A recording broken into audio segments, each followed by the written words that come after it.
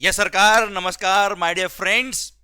Indirect tax GST शायद revision lectures में आपको मजा आ रहा है और सारे टॉपिक चैप्टर वाइज आपके फास्ट और अच्छे से और इफेक्टिवली रिवाइज हो रहे हैं। Okay my dear friends, next topic, next chapter जो इस वीडियो में आने वाला है वो है एग्जम्पशंस अंडर जीएसटी। जी हाँ, सही सुना है आपने। सारी services which are exempt from GST which are covered in notification number 12 of 2017 of CGST rates. सरकार शुरू कर रहे हैं हम। अच्छा, सबसे पहली बात, ये अथॉरिटी कहां से आया? Section number 11 of the CGST act और section number 6 of the IGST act. Sir, ये सेक्शन ने पावर दिया गवर्नमेंट को कि वो चाहे तो किसी भी गुड्स या सर्विसेज को एग्जम्पशन दे सकते हैं। एग्जम्पशन में भी पार्शियल और full.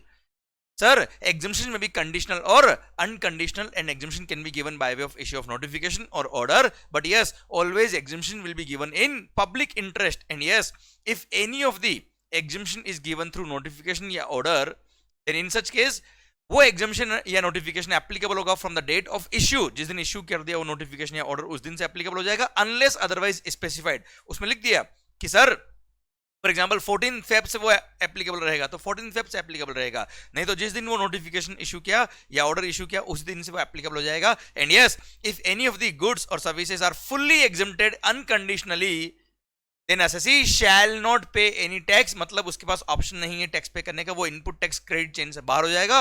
And he shell not pay any tax on any of the goods और सर्विस जो वो सप्लाई कर रहा है, अगर उसको फुल्ली एग्जाम किया है अनकंडीशनली तो। अच्छा, कोई भी एग्जामिशन अगर गवर्नमेंट ने दिया है तो उस एग्जामिनेशन में कोई क्लैरिटी चाहिए तो उसके लिए गवर्नमेंट चाहे तो with in 1 year explanation add करके क्लैरिटी दे सकता है, और वो एक्सप्लेनेशन अगर ऐड किया है तो that is just a clarification, so it will be considered as if it is the part of the original notification या order।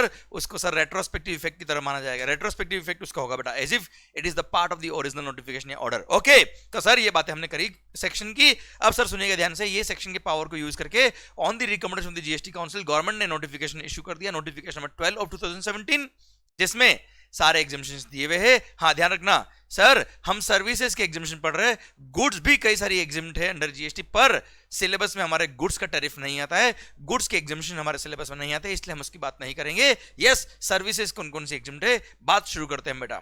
अच्छा, सुनिएगा बात को ध्यान से, सिंस ये रिवीजन लेक्चर है बच्चों, आई रिपीट, इसमें जो भी पॉइंट्स मैं बोलने वाला हूं वो फास्ट होगा, बहुत क्विक रिवीजन होगा, आपको अपना पूरा कंसंट्रेशन यहां रखना पड़ेगा।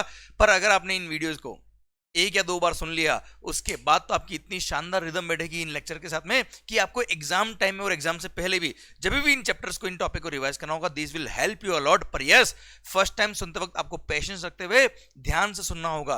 क्लियर? अच्छा, ध्यान रखना, मैं साथ में यहाँ पे बुक भी डिस्प्ले कर सकता हूँ, पर बुक डिस्प्ले करूंगा अगर मैं, तो मैं बुक में ही देखता रह जाऊंगा, और बुक को ऊपर नीचे करने में ही पेजेस, क्योंकि बहुत फास्ट रिवीजन करना है, पेजेस को ऊपर नीचे करने में टाइम इतना वेस्ट हो जाएगा कि रिवीजन इफेक्टिव नहीं होगा। इसलिए you have to keep book with you, and book में ध्यान रखते देखते रहिए, एग्जामिनेशन एंट्री देखते जाइए, और इसको सर ध्यान से सुनते जाइए जो मैं बोल रहा हूं। ओके, और उसके बाद तो सेकंड टाइम जब आप रिवीजन करेंगे तब आंख बंद करके भी ध्यान से सुनेंगे तो सारे पॉइंट आपको रिकलेक्ट होंगे बेटा। Okay, I will try my best कि इसको मैं इफेक्टिवली जितना बेस्ट हो पाए आपके लिए दे पाऊं। पर हाँ, अगेन कह रहा हूं मैं, बहुत फास्ट होगा ये, आपको अपना सर कंसंट्रेशन पूरा इधर रखना पड़ेगा। ओके, चलिए माहौल शुरू करते हैं एग्जामिशन। सर एक और बात, एग्जामिशन आपको पता है जिस तरह से मैंने अपने बुक के अंदर दिए, मैंने सारे एग्जामिशंस को इंडस्ट्री वाइज क्लब कर दिया है, सो दैट सारे पॉइंट लिंक हो जाए और इजीली आपको याद भी हो जाए, और एग्जाम्स के टाइम पे फास्ट क्लिक करे कि हाँ ये एग्जाम्ड है या टैक्सेबल है। ओके, तो सबसे पहला industry, health care related services, जो हमने हमारी बुक में दे रखा है उस अकॉर्डिंग। सबसे पहली बात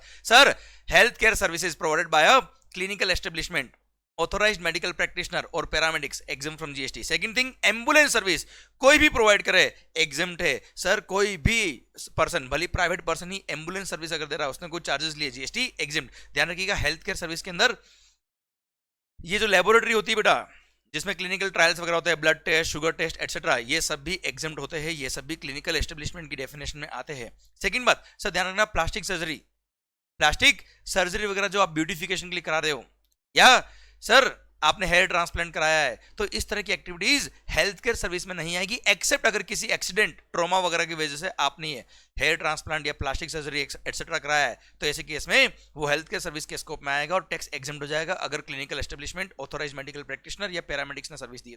अच्छा, सेकंड बात, आप किसी हॉस्पिटल के अंदर सर ट्रीटमेंट कराने गए, किसी पर्सन का कोई ऑपरेशन हुआ, उसके अंदर हॉस्पिटल ने चार्ज किया 1 लाख रुपए, डॉक्टर ने डॉक्टर जो ऑपरेशन कर रहा है उसने फीस अपनी ली हॉस्पिटल से 70,000 रुपये, तो 30,000 रुपए जो हॉस्पिटल ने अपने पास रिटर्न रखा अमाउंट वो भी एग्जाम होगा, 70,000 जो डॉक्टर का वो भी एग्जाम होगा, टोटल मिला के 1 लाख पूरा एग्जाम है, क्योंकि पूरा ही हेल्थ केयर सर्विसेज है बेटा।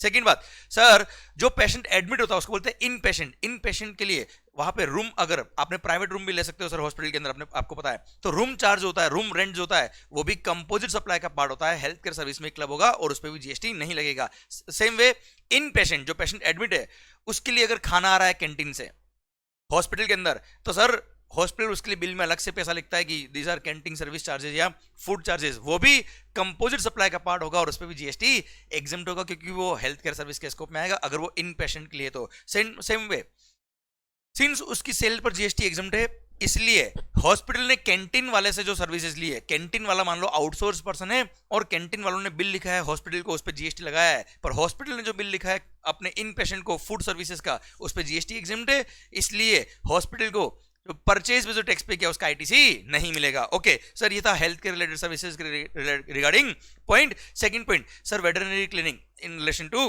हेल्थ केयर ऑफ एनिमल्स और birds exempt from GST. Then sir, artificial insemination of the livestock animals except horses exempt from GST.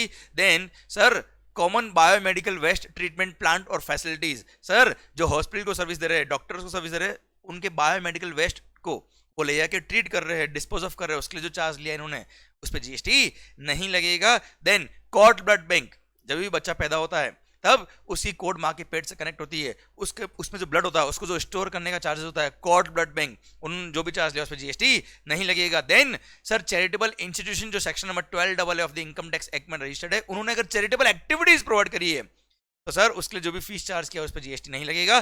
Charitable activity को डिफाइन किया हुआ है, ध्यान सुनिएगा, charitable activities means public health by way of care और counselling of terminally ill persons or persons with severe physical or mental disability, or care or counseling of persons addicted to a dependence following substance such as narcotic drugs or alcohol liquor, या फिर public awareness of preventive health, family planning और prevention of HIV infection, advancement of religion, spirituality और योगा भी यहाँ cover होता है बेटा, ध्यान रखना। इसके लिए एक सर्कुलर भी था कि मान लो कोई योगा कैंप करा रहा है या कोई स्पिरिचुअलिटी के लिए कैंप हो रहा है, जहाँ पे आपको रेजिडेंशियल कैंप पे बेटा, जहाँ पे 5 दिन वही रहना है, वही खाना पीना है और वहीं पे योगा या स्पिरिचुअलिटी का या मेडिटेशन का कैंप हो रहा है बेटा, तो ऐसे केस में फिर इट्स अ कंपोजिट सप्लाई, जहाँ पे प्रिंसिपल एलिमेंट क्या है, एडवांसमेंट ऑफ रिलीजन, स्पिरिचुअलिटी और योगा, और उसके लिए जो फीस चार्ज करी होगी उस पर जीएसटी नहीं लगेगा। एग्जाम्पल के लिए श्री श्री श्री रविशंकर जी का जो कैंप होता है बेटा, क्लियर, उसको आप एग्जाम्पल के लिए ले सकते हो, उसके लिए जो भी फीस उन्होंने चार्ज करी होगी उस पर जीएसटी नहीं लगेगा, क्योंकि वहां पे principal element is advancement of spirituality और योगा और सर रिलीजन। डन सर, सरकार फिर देखिए, एडवांसमेंट ऑफ एजुकेशनल प्रोग्राम्स और skill development relating to abandoned orphan और होमलेस चिल्ड्रन, फिजिकली और मेंटली अब्यूज्ड और ट्रॉमेटाइज्ड पर्संस, प्रिजनर्स और persons over the age of 65 years residing in a rural area, okay, उनके educational development के लिए, programmes के लिए, स्किल डेवलपमेंट के लिए अगर इन्होंने कोई प्रोग्राम ऑर्गेनाइज किया है उसके लिए फीस चार्ज करी, उस पर जीएसटी नहीं है। Then preservation of environment including watershed, forest and wild life, sir ये सारी एक्टिविटी कवर होती है चैरिटेबल एक्टिविटी के स्कोप में। इसके अलावा कोई भी काम किया है चैरिटेबल इंस्टीट्यूशन ने, कोई फीस लिया, उस पर जीएसटी लगेगा। क्लियर, केवल यही एक्टिविटीज जो चैरिटेबल एक्टिविटीज के स्कोप में आती है इनकी फीस पर जीएसटी एग्जम्प्ट है। क्लियर, ध्यान रखिएगा। अच्छा, आपने चैरिटेबल इंस्टीट्यूशन को कोई डोनेशन दिया तो donation is anyways not a supply, उस पर जीएसटी की बात आती नहीं है, तो बात अलग हो जाएगी बेटा। ओके, इन्होंने फीस चार्ज किया है, मैं उसकी बात कर रहा था बेटा आपसे। आइए point number 7, old age home. बच्चों ध्यान रखना, मेक श्योर ये फैसिलिटी जिंदगी में अपने और अपने परिवार वालों के कभी काम ना आए। क्लियर, पर old age home run by central government, state government और चैरिटेबल इंस्टीट्यूशन, सर जहां पर इनके जो रेजिडेंट है जिनकी एज 60 इयर्स और मोर देन 60 इयर्स है, जिनके लिए जो फीस इन्होंने चार्ज किया वो अगर अप टू ₹25,000 पर मंथ पर मेंबर, जिसमें खाने पीने रहने सबके चार्ज इंक्लूड होने चाहिए, 25,000 रुपये तक का चार्ज अगर है ओल्ड एज होम के लिए, तो ऐसे केस में उस अमाउंट पर जीएसटी नहीं लगेगा। देन रिहेबिटेशनल प्रोफेशनल, होता ना सर दिमाग की बीमारी है किसी को, उसके लिए रिहेबिलिटेशन प्रोफेशनल ने सर्विसेज दी है, उसने जो फीस चार्ज किया उस पर जीएसटी नहीं लगेगा। काउंसलिंग वगैरह जो करते हैं बेटा ये लोग। Then public conveniences such as facilities of bathroom, laboratories, urinal और टॉयलेट्स, तो उनकी फैसिलिटीज के लिए जो चार्जेस लेते हैं, सुलभ शौचालय वगैरह ये लोग, उस पर जीएसटी नहीं लगेगा। Okay done. नेक्स्ट इंडस्ट्री आ रहा है एग्रीकल्चर रिलेटेड सर्विसेज। ओके, उसमें फर्स्ट पॉइंट, आपने किसान को सर्विस दी है, आप समझिएगा, खेती से रिलेटेड सर्विसेज दी है। अच्छा ध्यान रखिएगा यहाँ पर किसान वर्ड तो मैंने ऐसे ही बोल दिया आपकी कन्वीनियंस के लिए। ओके, आपने खेती से रिलेटेड सर्विसेज दी है। अब सुनना बच्चों, उसके अंदर खेती जो है वो वेज की भी है और नॉन वेज की भी है। समझे मेरी बात? Rearing of all life forms of animal except rearing of horses, clear, for the purpose of food, fibre, fuel, raw material और अदर सिमिलर प्रोडक्ट। या फिर आप कल्टीवेशन ऑफ प्लांट से रिलेटेड सर्विसेज दे रहे हो, तो ऐसे केस में उन सर्विसेज पे जीएसटी माफ होगा। कौन कौन service? First sir, agricultural operations directly related to production of any agricultural produce including cultivation, harvesting, threshing, plant protection और testing. Then supply of farm labor supply किए, उसके लिए जो फीस चार्ज करी उस पर जीएसटी नहीं लगेगा। देन आपने एग्रीकल्चरल फार्म पर जाकर कुछ ऐसी प्रोसेस करी है जिसकी वजह से एसेंशियल कैरेक्टर चेंज नहीं हुआ है एग्रीकल्चर प्रोड्यूस का, but make it marketable for the primary market, तो उस प्रोसेस के लिए जो आपने एग्रीकल्चर फार्म पे जाके करी है उस प्रोसेस की फीस पर जीएसटी नहीं लगेगा। देन सर, मशीन नहीं है, किराए पे मैंने मशीन ली, एग्रो मशीनरी या लैंड मैंने किराए पे ली खेती करने के लिए, तो जीएसटी नहीं लगेगा रेंटिंग के अमाउंट पर। Then sir, loading unloading packing storage और warehousing of agriculture produce exempt है। एग्रीकल्चरल एक्सटेंशन सर्विसेज, लोगों को जा जाके गांव में जा जाके मैंने लोगों को खेती के टेक्निक सिखाई है, टेक्नोलॉजी सिखाई है, उसके लिए जो पैसा लिया उस पर जीएसटी नहीं लगेगा। देन एपीएमसी मार्केट, अनाज मंडी वगैरह जो मंडी शुल्क लेती है बेटा, क्लियर, इनकी जो फीस है उस पर जीएसटी नहीं है। Then sir, commission agent of the agriculture produce ने कमीशन लिया उस पर जीएसटी नहीं लगेगा। और last sir, services by way of fumigation in a warehouse of the agriculture produce, जो वेयरहाउस होता है एग्रीकल्चर प्रोड्यूस का, उसमें जाके अगर आपने फ्यूमिगेशन किया तो उस पर जीएसटी नहीं लगेगा, जो भी आपने चार्जेस लिए उस पर बेटा, क्लियर। ओके सर, फिर बात आती है क्या, ध्यान रखना, लोडिंग अनलोडिंग। अच्छा, राइस एग्रीकल्चर प्रोड्यूस की डेफिनेशन में नहीं आता है, पैडी जो होता है वो एग्रीकल्चर प्रोड्यूस की डेफिनेशन में आता है, इसलिए राइस के लिए अलग से एक और एग्जम्पशन दिया है। किसके regarding? Loading unloading packing storage और warehousing of rice is exempt from GST. पर ध्यान रखिएगा, कमीशन एजेंट ऑफ राइस उसके लिए एग्जामेशन नहीं दिया हुआ है। कमीशन एजेंट ऑफ राइस अगर आप हो तो टैक्स लगेगा। जैसे कमीशन एजेंट ऑफ व्हीट अगर हो, मेज या कोई भी एग्रीकल्चर प्रोड्यूस के अगर आप कमीशन एजेंट हो, कमीशन जो लिया उस पर जीएसटी नहीं लगता, क्लियर। पर सर, राइस के केस में कमीशन एजेंट के कमीशन पे जीएसटी लग जाएगा। Okay, then warehousing of minor forest produce का अगर आपने वेयरहाउसिंग किया जीएसटी नहीं लगेगा। देन ध्यान रखिएगा बेटा, एग्रीकल्चर प्रोड्यूस के स्टोरेज और वेयरहाउस पे जीएसटी एग्जम्प्ट है, राइस के वेयरहाउसिंग और स्टोरेज पे जीएसटी एग्जम्प्ट है। पर जो प्रोसेस्ड फूड होता है जैसे चाय, कॉफी वगैरह, कैश्यू नट्स वगैरह हो गए, क्लियर, मसाले, स्पाइसेस वगैरह, इनके लिए भी अलग से एग्जम्पशन दिया, क्योंकि ये एग्रीकल्चर प्रोड्यूस के स्कोप में नहीं आते, क्योंकि ये प्रोसेस्ड फूड होते हैं। पर यस, एग्जम्पशन दिया है किस किस के लिए, सुनना ध्यान से, स्टोरेज और warehousing of cereals, pulses, fruits, nuts and vegetables, spices, खोपरा होता है ना बेटा वो, शुगर केन, जैगरी, गुड़, raw vegetable fiber such as cotton, flax, jute, etc., indigo, unmanufactured tobacco, bitter leaves, tendu leaves, coffee and tea, इनके लिए अगर आपने स्टोरेज वेयरहाउसिंग किया तो जीएसटी नहीं लगेगा, क्लियर सर। देन आपने कोई भी एग्रीकल्चर प्रोड्यूस का इंटरमीडिएट प्रोडक्शन प्रोसेस किया, intermediate production process on job work basis, तो ऐसे जॉब वर्क चार्ज पे जीएसटी नहीं लगेगा। Intermediate production process is job work in relation to agricultural activity, no GST will be charge. Second thing ध्यान रखिएगा, इसके अंदर राइस, एक सर्कुलर था कि sir, dehusking of paddy to convert it into rice by rice millers, rice mill वाले जो होते हैं बेटा, वो क्या करते हैं, जो दाना होता है किसका, चावल का बेटा, पैडी जिसको बोलते हैं, रो राइस, उसका हस्क दूर करके चावल का दाना बाहर निकालते हैं, उसके लिए जो प्रोसेसिंग चार्ज लिया है उस पर जीएसटी लगेगा, क्योंकि सर्कुलर ने ये क्लेरिफाई किया कि वो इंटरमीडिएट प्रोडक्शन प्रोसेस नहीं हो, वो प्रोडक्शन होने के बाद वाली प्रोसेस है जो फैक्ट्रीज में होता है, तो ऐसे केस में उस चार्ज पे जीएसटी लग जाएगा जो राइस मिलर्स चार्ज करते बेटा। Okay, next point sir, Apple वगैरह ध्यान हो तो pre conditioning, pre cooling, ripening, पकाना, क्लियर, जैसे कई बार हम भी पकाते ना बेटा क्लास में आपको। Okay, waxing, retail packing, labelling of fruits and vegetables which do not change or alter the essential characteristics of the said fruit or vegetable, तो ऐसे केस में जीएसटी नहीं लगेगा। देन सर, ट्रांसपोर्ट की सर्विस, जीटीए की service, transport of these agriculture produce, then milk, salt, food grain including flour, pulses, rice, इनका भी transportation exempt by GTA. Same way sir, अगर आपने रेलवे या वेसल से इन्हीं गुड्स का ट्रांसपोर्ट किया from one place in India to another place in India, तो भी जीएसटी एग्जम्प्ट होगा। गुड्स कौन कौन सी है, not only agriculture produce, milk, salt, food grain including floor, चावल, फ्लोर, आटा, सर, फ्लोर, पल्सेस, राइस, दाल वगैरह सब कुछ आ गया इसके अंदर बेटा, क्लियर, डन सरकार। फिर artificial insemination of live stock जो हम बात कर चुके बेटा, excluding horses, clear. Then slaughtering of animals, sir कसाई हो, कसाई, क्लियर, काटने के पैसे मिल रहे हैं आपको एनिमल्स को, सर जीएसटी नहीं लगेगा सरकार। नेक्स्ट पॉइंट है, अगर आपके पास लैंड नहीं है और आपने गवर्नमेंट से, central government, state government, union territory या लोकल अथॉरिटी से right to use natural resource लिया है for the purpose of agriculture, किसी इंडिविजुअल फार्मर ने, तो ऐसे केस में जो गवर्नमेंट को उसने रॉयल्टी पे किया है उस अमाउंट पे जीएसटी नहीं लगेगा सर। उसके बाद में इलेक्ट्रिसिटी डिस्ट्रीब्यूशन यूटिलिटीज को बोल दिया कि अगर आपने इलेक्ट्रिसिटी डिस्ट्रीब्यूशन नेटवर्क को एस्टेब्लिश किया है up to the tubewell of the farmer, तो ऐसे केस में सर उस एस्टेब्लिशमेंट को इरेक्ट करने के लिए, मतलब लाइट के खंभे वगैरह होते हैं ना बड़ा, पिलर्स वगैरह, इनको इंस्टॉल करने के लिए अगर इन्होंने कोई चार्ज लिया तो उस चार्ज पे जीएसटी नहीं लगेगा। अगली बात, national centre for cold chain development authority ने जो भी गवर्निंग फीस ली है कोल्ड चेन स्टोरेज वालों से, उस फीस पे जीएसटी नहीं लगेगा। Clear, done. ये था एग्रीकल्चर रिलेटेड सर्विसेज। आ रहा है क्या एजुकेशन रिलेटेड सर्विसेज? जी हाँ, अपने सीट बेल्ट बांधते रहिए बेटा, समझे? यस, ये रिवीजन है, रिवीजन, वी आर नॉट री reading. Vision is from mind, it should be very fast, otherwise it will not B of worth.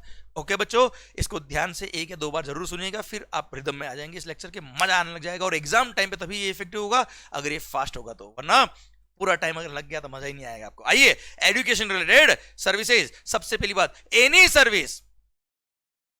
Service provided by an educational institution to its student, faculty, staff exempt from GST. और हाँ, आपको पता है educational institution के scope में 3 तरह के educational institution आते हैं। First, pre educational institution means institution which are providing services by way of pre school education and education up to higher secondary school और इक्विवेलेंट। क्लियर, प्ले स्कूल वगैरह सब आ गए। सेकंड, सर इसमें colleges वगैरह आएंगे, ICI भी cover होगा। ऐसा institute who is providing services by way of education which is a part of a curriculum for obtaining a qualification recognized by law for the time being in force, ऐसा degree, diploma, certificate course which is recognized by law। और last है क्या, approved vocational training institute. ये सब भी क्या हो जाएंगे, एजुकेशनल इंस्टीट्यूट के स्कोप में आएंगे। और हाँ, अगर आप एजुकेशनल इंस्टीट्यूशन के स्कोप में आते हो तो आपने जो सर्विसेज दी अपने स्टूडेंट, फैकल्टी या स्टाफ को, कोई भी सर्विस, कैसी भी सर्विस, भले वो एजुकेशन से रिलेटेड हो या ना हो, जीएसटी एग्जम्प्ट है। Any service by educational institution to its student, faculty, staff exempt from GST. जैसे कोचिंग फीस ली, पढ़ाई कराने के लिए पैसा लिया, तो जीएसटी एग्जाम है इन एजुकेशनल इंस्टीट्यूशन। जैसे हम कोचिंग क्लास वाले हो गए प्राइवेट, हम एजुकेशनल इंस्टीट्यूशन की डेफिनेशन नहीं आते, इसलिए जो भी हम फीस चार्ज करते हैं उस पर जीएसटी लगता है। ओके, पर इन एजुकेशनल इंस्टीट्यूशन जैसे अपने स्टूडेंट, फैकल्टी, स्टाफ से सर कोई भी फीस ली, कोई भी पैसा लिया, जीएसटी नहीं लगेगा। कोई भी सर्विस अगर दी, तो जैसे बस में ट्रांसपोर्ट करने के लिए इन्होंने स्टूडेंट से पैसा लिया, तो सर ऐसे केस में जीएसटी एग्जाम्प्ट होगा। अब सुनिएगा बात को ध्यान से। सेम वे, सर कोई एंट्रेंस एग्जामिनेशन हुआ, उसके लिए एंट्रेंस फी ली इन्होंने, उस पर भी जीएसटी नहीं लगेगा। देन थर्ड पॉइंट अब आ रहा है, services to educational institution, services provided to an educational institution by way of, ध्यान रखिएगा उसमें केवल 5 पॉइंट कवर है, उसमें भी फर्स्ट 3 पॉइंट केवल स्कूल के लिए एप्लीकेबल है। Services provided to an educational institution by way of transportation of the student, faculty, staff. School के पास खुद की बस नहीं, उसने किसी से बस, सर किसी बस वाले से कांटेक्ट किया और उन्होंने बोला कि आप हमको transport of student, faculty, staff की सर्विस दोगे क्या? उसने बोला यस, तो ऐसे केस में उसने जो भी चार्ज लिया उस पर जीएसटी नहीं लगेगा। सेम वे, ध्यान रखिएगा, उस जो ट्रांसपोर्ट वाला था उसके पास बसेस कम पड़ गई, उसने क्या किया, किसी के पास बस एक्स्ट्रा थी, उससे बस हायर पे ली। Clear, to provide this transport of student, faculty, staff to school, तो ऐसे केस में उसने जो हायरिंग सर्विसेज ली ऑफ द बसेस, उस पर भी जीएसटी एग्जाम्प्ट है। ये पॉइंट आगे दे रखा है, पर यस मैंने यहाँ क्लब कर दिया आपके लिए, क्लियर, लिंक कर दिया। Then services provided to an educational institution by way of catering including any mid day meals scheme sponsored by the central government और स्टेट गवर्नमेंट और यूनियन टेरिटरी।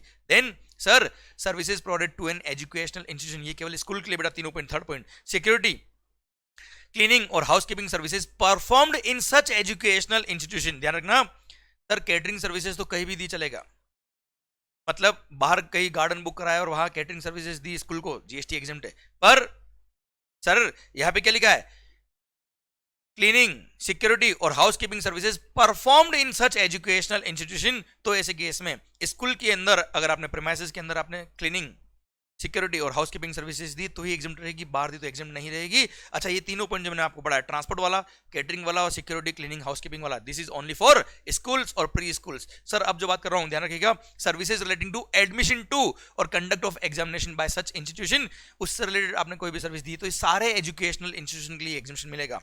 क्लियर। नेक्स्ट जो बात कर रहा हूं वो केवल कॉलेजेस, आईसीआई वगैरह के लिए एप्लीकेबल है, जो रिकॉग्नाइज बाय लॉ कोई डिग्री प्रोवाइड करते हैं या सर्टिफिकेट वगैरह दे रहे हैं बेटा।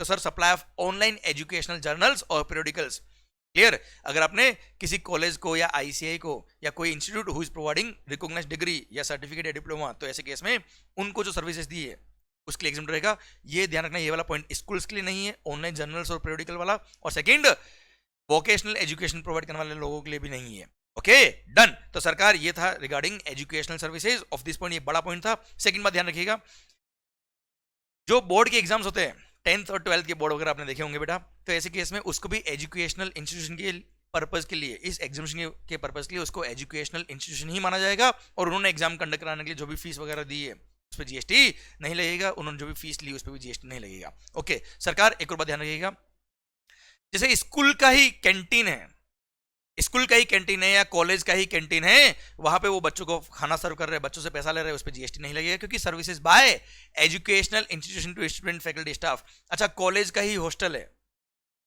या स्कूल का ही हॉस्टल है और वहीं पर खाना वगैरह सर्व कर रहे हो बच्चों को और फीस चार्ज करो, तो एनीवेज कोई भी सर्विस एजुकेशनल इंस्टीट्यूशन ने प्रोवाइड करी to its student faculty staff exempt रहेगा। पर हाँ, अब वहां मान लो कॉलेज का कैंटीन है और वहां बच्चों को खाना देने के लिए या बच्चों को सर नाश्ता वगैरह देने के लिए आपने कैटरिंग वाले को अपॉइंट किया, कैटरिंग वाले ने सर्विस दी है किसको? कॉलेज को बेटा, या कॉलेज के हॉस्टल को।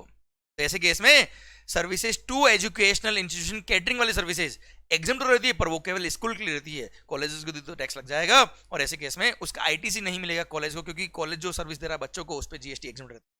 क्लियर? तो catering services to college taxable रहती है बेटा, पर catering service by college to students exempt रहती है, इसलिए परचेज पे अगर कोई टैक्स पे किया तो उसका आईटीसी नहीं मिलेगा। क्लियर? ओके सरकार ध्यान रखिएगा, IIM Indian institute of management, इसका अलग से एक्ट पास हो गया था बेटा, इसलिए ये भी एजुकेशनल इंस्टीट्यूशन की डेफिनेशन में आ गया है और इन्होंने अगर अपने स्टूडेंट फैकल्टी स्टाफ को कोई भी सर्विस दी तो वो भी एग्जाम रहेगी। पर यहां पर एक सर्कुलर ने बोला कि ये लोग क्या करते हैं, आईएम वगैरह कुछ लॉन्ग टर्म ड्यूरेशन कोर्स कराते हैं जो तो स्टूडेंट्स के लिए होते हैं, जैसे एमबीए वगैरह जो कराते हैं लोग वो तो स्टूडेंट के लिए होता है, उस पर जीएसटी एग्जाम। पर कुछ शॉर्ट टर्म ड्यूरेशन कोर्स भी होते हैं, जैसे सर हम चार्टर्ड अकाउंटेंट्स के लिए भी एक कोर्स कराते हैं इन्होंने, 15 दिन का course, diploma course, how to develop your practice, how to maintain your sir social responsibility etcetera, या आर्म्ड फोर्सेस के लिए 10 दिन का ट्रेनिंग, 15 दिन का ट्रेनिंग। तो इस तरह के लिए पार्टिसिपेंट्स के लिए जो ये प्रोग्राम करते हैं, जो शॉर्ट ड्यूरेशन कोर्स होते हैं, those are not provided to student faculty staff, इसलिए उन कोर्सेज पे टैक्स लगेंगे। बाकी लॉन्ग टर्म ड्यूरेशन कोर्स जो अपने स्टूडेंट को प्रोवाइड कर रहे हैं उस पर जीएसटी नहीं लगेगा। सेम वे ध्यान रखिएगा, मैरीटाइम इंस्टीट्यूट जो डायरेक्टर जनरल ऑफ शिपिंग के थ्रू अप्रूव होते हैं मैरीटाइम कोर्सेज, वो भी एजुकेशनल इंस्टीट्यूशन की डेफिनेशन में आते हैं और उन्होंने जो फीस चार्ज करी उस पर भी जीएसटी नहीं लगता, ये भी सर्कुलर था बेटा। ओके आइए अब आ रहे क्या कुछ वोकेशनल कोर्सेज के नाम भी बेटा, पॉइंट नंबर 3 के regarding any service provided bye. अच्छा ध्यान रखिएगा बेटा, ये सब पॉइंट में इंडस्ट्री स्पेसिफिक जितने भी थे बेटा एक साथ क्लब करे हुए, इनके सबके रेस्पेक्टिव एंट्री नंबर मैंने बुक में भी दिया हुआ है, पर एक्चुअल एंट्री नंबर जो एग्जामिनेशन नोटिफिकेशन का है वो आप नहीं भी याद करेंगे एग्जामिनेशन पर्पस के लिए चल जाएगा बच्चों, इतना याद हो भी नहीं पाएगा। मैं बोल भी दूंगा आपको कि ये सारे एंट्री नंबर याद कर लो, वैसे भी बहुत मुश्किल है, इसलिए अननेसेसरी अपने टाइम इतना खराब ना करें, उसके लिए एंट्री नंबर याद करने की जरूरत नहीं है। Okay sir, any service provided bye, और हाँ एक बात और मैं कह देता हूं, जितने भी एग्जामिनेशन हम पढ़ रहे हैं आपको ऐसे टिप्स पे याद करने की जरूरत नहीं है। क्लियर? कि आंख बंद करके एग्जाम में क्वेश्चन नहीं आएगा, write down 50 points of mega examination list if any, और पूरे 40 मार्क आपको मिलेगा, खत्म।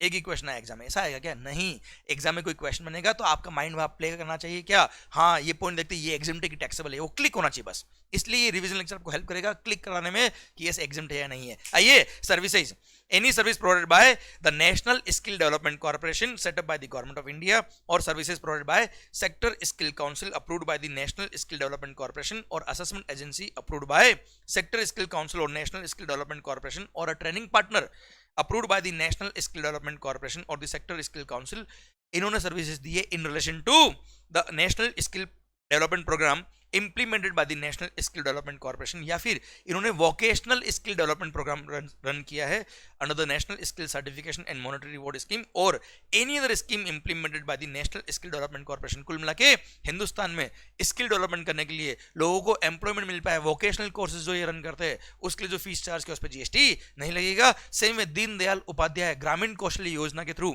किसी भी ट्रेनिंग प्रोवाइडर ने सर ट्रेनिंग प्रोवाइड करी है और स्टूडेंट फैकल्टी स्टूडेंट्स वगैरह से जो फीस लिया उस पर जीएसटी नहीं लगेगा, जो भी ट्रेनिंग लेने आए पार्टिसिपेंट्स उनसे। क्लियर? देन सर अगर आप सर्विसेज दे रहे हो as an assessment body, clear, services by assessing bodies empanelled centrally by the director general of training, minister of skill development और एंटरप्रेन्योरशिप इन्होंने सर्विसेज दी है असेसिंग बॉडीज ने by way of assessment under the skill development initiative scheme. तो sir इन्होंने असेसमेंट का जो पैसा लिया उस पर जीएसटी नहीं लगेगा। प्लस ऐसा कोई प्रोग्राम जिसका सारा एक्सपेंडिचर, ऐसा कोई ट्रेनिंग प्रोग्राम जिसका सारा expenditure central government, state government, union territory on कर रही है, तो ऐसे ट्रेनिंग प्रोग्राम पे सर, ऐसे ट्रेनिंग प्रोग्राम के लिए आपने कोई फीस चार्ज किया सेंट्रल गवर्नमेंट, स्टेट गवर्नमेंट या यूनियन टेरिटरी को, तो उस फीस पे भी जीएसटी नहीं लगेगा।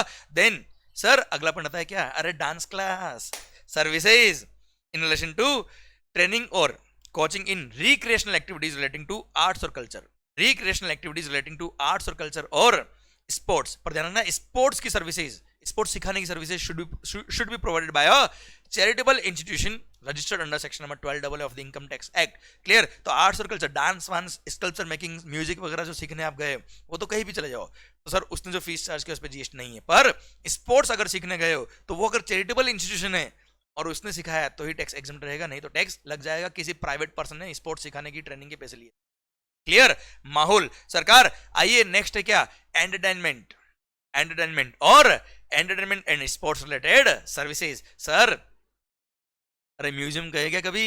जाना जरूर, टिकट पे जीएसटी नहीं लगता है बेटा, अपने बच्चों को जरूर लेके जाना अगर आप नहीं गए अब तक तो। Services by way of admission to a museum, national park, wildlife sanctuary और टाइगर रिजर्व और जू। क्लियर? चिड़ियाघर वगैरह देखने जाओ, टिकट के अमाउंट पे जीएसटी नहीं लगता। बस ध्यान रखना वहां पे थोड़ा सा लायन से दूर रहना बेटा, फिर पता पड़ा उसको आप चॉकलेट खिलाने गए, वो अपने कोई सर ओके मेरा पॉइंट आपसे ये है, services by way of. Next point sir, protected monuments, Agra का ताजमहल, दिल्ली का Jantar Mantar etcetera. Sir services by way of admission to a protected monument so declared under the ancient monument and archaeological act, तो sir उसके case में GST नहीं लगेगा, entry ticket बेटा। Clear? Then services by way of right to admission to, ध्यान रखिएगा अगले जो इवेंट बोल रहा हूं उसमें 500 रुपये पर पर्सन तक का टिकट अगर है तो उस अमाउंट पे जीएसटी नहीं लगेगा, 500 से ऊपर हुआ तो पूरे टिकट पे टैक्स लग जाएगा। Services by way of right to admission to circus, dance और थिएट्रिकल परफॉर्मेंसेज इंक्लूडिंग ड्रामा और ballet. Then award function, concert, pageant, musical performance और any sporting event, any sporting event. Clear? भले वो recognise sporting event हो या recognise sporting event ना हो। Then sir planetarium, sir planetarium गए, जैसे नेहरू प्लेनेटोरियम बना हुआ है मुंबई के अंदर वर्ली में। क्लियर? यहाँ पे अगर आप गए हो तो एंट्री टिकट अगर आपका 500 रुपये पर पर्सन तक का है तो जीएसटी नहीं लगेगा। ध्यान रखना, रिकॉग्नाइज स्पोर्टिंग इवेंट हो या अनरिकॉग्नाइज स्पोर्टिंग इवेंट हो, दोनों के लिए 500 रुपये पर पर्सन तक का टिकट का अमाउंट दे रखा है जो एग्जम्प्ट रहेगा। क्लियर? डन। तो रिकॉग्नाइज स्पोर्टिंग इवेंट को अलग से आपको याद करने की जरूरत नहीं है, कोई भी स्पोर्टिंग इवेंट हो चलेगा बेटा। क्लियर? अच्छा ये तो था कोई डांस इवेंट वगैरह हो रहा है, वहां पे आपने डांस देखने गए, एंट्री टिकट था। अब आप डांस करने गए और आपको पैसे मिल रहे हैं, रवे हो उसकी बात नहीं कर रहा हूं मैं। सर आप एक परफॉर्मिंग आर्टिस्ट हो, आप एक आर्टिस्ट हो और आपने किसी इवेंट में परफॉर्म किया है और उसके लिए पैसा मिल रहा है, तो उसके लिए एक एग्जीबिशन दिया हुआ है, services by an artist by way of performance in folk और classical art form of music, dance और थिएटर। ध्यान रखना, फोक और classical art form of dance, music या थिएटर, मतलब वेस्टर्न डांस वगैरह नहीं रहे, शरारा शरारा नहीं। क्लियर? सर फोक और classical art form of dance, music या थिएटर, जहां पे परफॉर्मिंग आर्टिस्ट ने जो कंसिडरेशन लिया वो अप टू ₹1,50,000 रुपये है पर परफॉर्मेंस, तो जीएसटी नहीं लगेगा। पर अगर इन्होंने एज अ ब्रांड एम्बेसडर कोई पैसा लिया तो जीएसटी लग जाएगा बच्चों। Clear? As a brand ambassador 10,000 रुपये भी ले लिया इन्होंने तो भी टैक्स लग जाएगा बच्चों। क्लियर? जैसे हेमा मालिनी जी, ये कौन सा डांस करते बेटा? अरे भाई कथक या कौन सा? हाँ जी, ये क्लासिकल डांस के मास्टर है बेटा, है ना। तो इन्होंने किसी कल्चरल इवेंट में अपना वो क्लासिकल डांस करने के लिए कुछ फीस चार्ज करी है, तो जो फीस इन्होंने चार्ज करी है उस फीस पर जीएसटी नहीं लगेगा अगर वो फीस का अमाउंट 1,50,000 या उससे कम है। क्लियर? डन। पर इन्हीं को अगर एक एज अ ब्रांड एम्बेसडर को पैसा मिल गया तो उस पर जीएसटी लगेगा। किसी कंपनी के अगर ये ब्रांड एम्बेसडर है, कैंट आरओ, क्लियर? तो सर ऐसे केस में एज अ ब्रांड एम्बेसडर इन्होंने कोई भी इवेंट में पार्टिसिपेट किया है, उसके लिए पैसा मिला तो टैक्स लग जाएगा। अच्छा 1,50,000 से ऊपर 1 रुपये भी मिला है, 1,51,000 मिल गया मान लो, तो पूरे 1,51,000 पे टैक्स लगेगा। ओके ठीक है सर।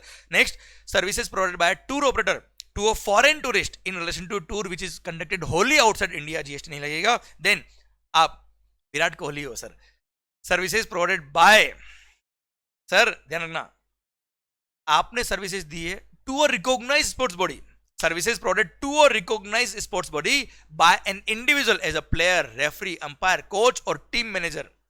कमेंटेटर नहीं है, चीयर लीडर्स नहीं है रहे। Clear? As a player, referee, umpire, coach और team manager for participation in a sporting event organised by recognised sporting event, तो एग्जाम रहेगा, अदरवाइज एग्जाम नहीं रहेगा। Second, sir sporting event sorry recognised sports body ने services दी है दूसरी recognised sports body को, तो सर इन्होंने आपस में जो सर्विसेज दी एक दूसरे को, उस पर जीएसटी नहीं लगेगा। एक रिकॉग्नाइज्ड स्पोर्ट्स बॉडी ने दूसरे रिकॉग्नाइज्ड स्पोर्ट्स बॉडी को सर्विस दी, टैक्स नहीं लगेगा। क्लियर? जैसे इंडियन ओलंपिक एसोसिएशन वालों ने अपना ग्राउंड दे दिया, अवेलेबल करा दिया किसको? सर बीसीसीआई को मान लो। सर ऐसे केस में जो ग्राउंड अवेलेबल कराया है, रिकॉग्नाइज्ड स्पोर्ट्स बॉडी ने दूसरे रिकॉग्नाइज्ड स्पोर्ट्स बॉडी को सर्विस दी, टैक्स नहीं लगेगा। फिर आ रहा है क्या? Sponsorship of the following sporting event which are organised by, ध्यान रखना स्पॉन्सरशिप के अमाउंट पर जीएसटी नहीं लगेगा। Here, अगर वो sporting event were organised by a national sports federation और its affiliated federations where the participating teams और individuals represent any district, state, country और zone, then organised by association of Indian universities, inter university sports board, school games federation of India, all India sports council for the deaf, paralympic committee of India और special Olympic Bharat, या फिर organised by the central civil services cultural and sports board, या organised as a part of a national games by the Indian Olympic association और organised under Panchayat Yuva Krida और खेल अभियान scheme. तो अगर इन्होंने ऑर्गेनाइज किया, आपने स्पॉन्सर किया, तो जीएसटी नहीं लगेगा। ध्यान रखना बच्चों, इन सारे वर्ड्स को टिप पे याद करने की जरूरत नहीं है। ध्यान रखना, ये नाम ध्यान से सुनिएगा 2-3 बार, आपको एग्जाम में क्लिक करेगा कि हाँ ये एग्जाम है या नहीं है। क्लियर? अगली बात, सर जो नेक्स्ट 4 पॉइंट है वो अभी प्रेजेंटली एप्लीकेबल नहीं है, क्योंकि फीफा अंडर 17 वर्ल्ड कप, जो वुमेन्स वर्ल्ड कप था, जो 2020 में होने वाला था। क्लियर?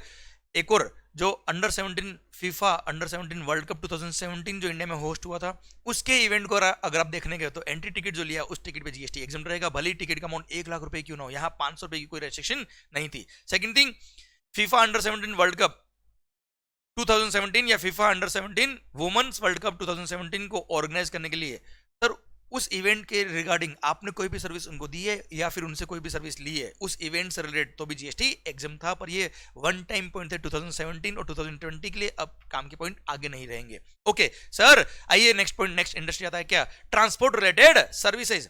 सर सबसे पहली बात, services services by way of transportation of the passengers with और without accompanied belonging.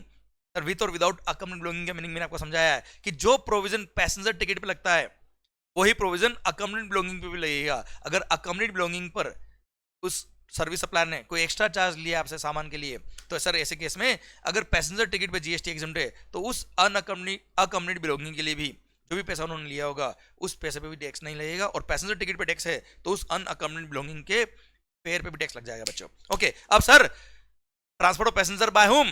Bye railway exempt but in a class other than first class और AC coach. Then transport of passenger by metro, monorail और tramway exempt है। Clear? Then sir जैसे ही मैंने metro, monorail बोला है, ध्यान रखना यहाँ पे एसी कोच होते हैं ऑब्वियसली।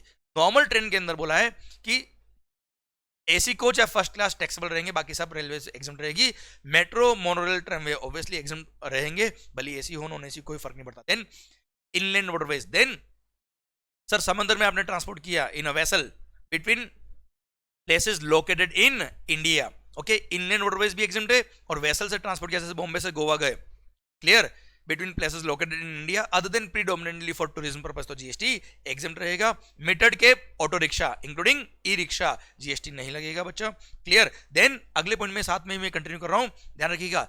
बाय एयर भी ट्रांसपोर्ट किया तो भी जीएसटी एग्जाम रहेगा, बट बाय एयर केवल 9 प्लेसेस बताए हुए इन्होंने, 9 प्लेस, वहां अगर गए हो या वहां से आए हो तो जीएसटी नहीं लगेगा। 9 प्लेस कौन से? 7 सिस्टर्स, यस वो नॉर्थ ईस्ट रीजन वाले 7 सिस्टर्स, एक ब्रदर सिक्किम और एक डोगरा, बागडोगरा। क्लियर? वहां अगर फ्लाइट से गए हो या फ्लाइट से आए हो तो ऐसे केस में उसके टिकट पे जीएसटी नहीं लगेगा। Then non AC contract carriage, non AC contract carriage में अगर आपने ट्रांसपोर्ट किया है other than predominantly for tourism, conducted tour, charter और हायर, तो जीएसटी नहीं लगेगा। प्लस ध्यान रखना बेटा, अगर आप रेडियो टैक्सी में ट्रैवल करो तो हमेशा टैक्स लगेगा, भले वो कॉन्ट्रैक्ट कैरीज एसी हो नॉन एसी हो, उससे कोई फर्क। Plus non AC stage carries, जो ये रोडवेज की बसेस वगैरह होती है, बेस्ट की बसेस वगैरह जो होती है, नॉन एसी स्टेज कैरीज, उस पर भी जीएसटी नहीं लगेगा। क्लियर? डन। तो सरकार कुल मिला के दोनों पॉइंट को मर्ज करके देखे तो यूजुअली जिसमें आम आदमी ट्रैवल करते हैं उस पर जीएसटी एग्जाम किया हुआ है। जो एसी वाले ट्रैवल होते हैं, जैसे बाय एयर आप ट्रैवल कर रहे हो नॉर्मल मुंबई से दिल्ली जा रहे हो, या आप एसी बस में ट्रैवल कर रहे हो, एसी टैक्सी में ट्रैवल कर रहे हो, रेडियो टैक्सी में ट्रैवल कर रहे हो, एसी रेलवे में ट्रैवल कर रहे हो, तो इन सब पे टैक्स लगाया हुआ है बच्चों।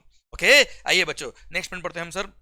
Regional connectivity scheme airport, regional connectivity scheme airport पे सर ध्यान रखना, जो भी एयरलाइन सर्विसेज दे रही है तो उसका एक पोर्शन वो सेंट्रल गवर्नमेंट से चार्ज करता है। तो जो पोर्शन वो सेंट्रल गवर्नमेंट से चार्ज कर रहे हैं सर, जिसका पेमेंट सेंट्रल गवर्नमेंट अपने वायबिलिटी गैप फंडिंग से पे करती है, उस पोर्शन के अमाउंट पे जीएसटी नहीं लगेगा। तो services provided by way of transportation of passengers to और from a regional connectivity scheme airport, और इन्होंने सर्विसेज दी किसको, to the central government by way of this transportation, जिसका पेमेंट वायबिलिटी गैप फंडिंग से कर रहे हैं, उस पर जीएसटी नहीं लगेगा। और ये ध्यान रखना, ये एग्जीबिशन 3 साल के लिए वैलिड रहेगा, जिस दिन से वो sir regional connectivity scheme airport operation में आया उसके 3 साल तक ये एग्जीबिशन रहेगा बेटा। क्लियर? ओके, नेक्स्ट आ रहा है क्या, ट्रांसपोर्ट ऑफ गुड्स के regarding. Now transportation goods by road exempt except services of a GTA goods transport agency और a courier agency. Clear? Courier और जीटीए पे टैक्स लगेगा, अदरवाइज रोड से ट्रांसपोर्ट किया, जैसे बुल कार्ट से ट्रांसपोर्ट किया, नॉर्मल छोटे मोटे लोडिंग ऑटो से ट्रांसपोर्ट किया, जीएसटी नहीं लगेगा, जो जीटीए की डेफिनेशन नहीं आते। और transport by inland waterways GST नहीं लगेगा, बाय रोड बाय अगर गुड्स का ट्रांसपोर्ट किया है बाय इनलैंड वाटरवेज तो। ओके, अब आ रहा है क्या, ध्यान रखना बेटा, अगर आउट ऑफ इंडिया से कोई गुड्स इंडिया में आ रहा है बाय एयरक्राफ्ट, तो transport of goods by an aircraft from a place outside India up to the customs station of clearance in India, वहां तक के फ्रेट पे जीएसटी नहीं लगेगा। अब सर गुड्स इंडिया से बाहर जा रही है, तो transport of goods by vessel या बाय एयरक्राफ्ट, दोनों ही केस में एग्जामिशन मिलेगा। From customs station of clearance in India to place outside India, भले वेसल से ट्रांसपोर्ट करो, भले बाय एयर ट्रांसपोर्ट करो, जीएसटी एग्जम्प्टेड टिल 30 सितंबर 2021। ओके सर, बाद में इसको वापस एक्सटेंड कर रही है, हर साल गवर्नमेंट एक्सटेंड कर रही है, इसको भी एक्सटेंड करने के चांस है आगे भी।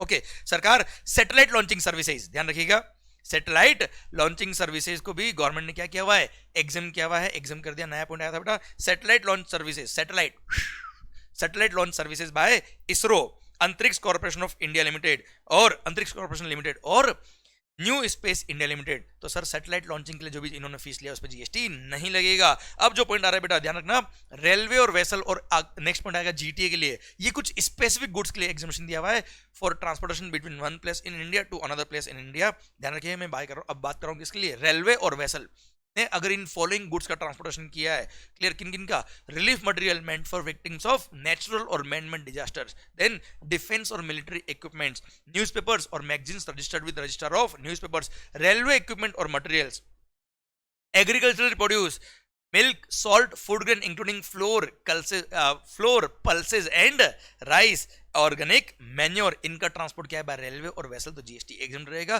ध्यान रखना, सेम पॉइंट, सारे के सारे सेम पॉइंट दे रखे जीटीए के लिए भी, पर ध्यान रखना गुड्स ट्रांसपोर्ट एजेंसी के लिए सारे पॉइंट सेम तो है, except one point, railway equipment और मटेरियल। रेलवे इक्विपमेंट और मटेरियल अगर आपने रेलवे या वेसल से ट्रांसपोर्ट किया जीएसटी एग्जम्प्ट रहेगा, पर अगर आपने जीटीए से ट्रांसपोर्ट किया तो टैक्स लगेगा। और हाँ, जीटीए के लिए 1 पॉइंट कम है, रेलवे इक्विपमेंट और मटेरियल के लिए, तो उसके लिए 2 पॉइंट एक्स्ट्रा है। कौन कौन से, ध्यान रखना, 750 और 1500 वाला पॉइंट याद है बेटा। अगर आपने गुड्स ट्रांसपोर्ट एजेंसी के थ्रू ट्रांसपोर्ट कराया और उससे पूरे गुड्स कैरेज में जितने भी गुड्स है उन सब का फ्रेट मिला के 1500 या उससे कम है, इंडिविजुअल कंसाइनी वाइज मत देखना, टोटल फ्रेट पहले देखना, टोटल फ्रेट जो सारे गुड्स है सारे लोगों के लिए मिला के उन सब का टोटल फ्रेट मिला के 1500 या उससे कम है तो जीएसटी एग्जम्प्ट, पर 1500 से ऊपर है तो टैक्स लगेगा। पर उस केस में जिन जिन इंडिविजुअल कंसाइनी के लिए, कंसाइनर नहीं देखना, individual consignee, irrespective of number of parcels, irrespective of number of consignor who are sending the goods, consignee wise देखना, अगर 750 या उससे कम फ्रेट है पर कंसाइनी तो ऐसे केस में उस पर जीएसटी नहीं लगेगा।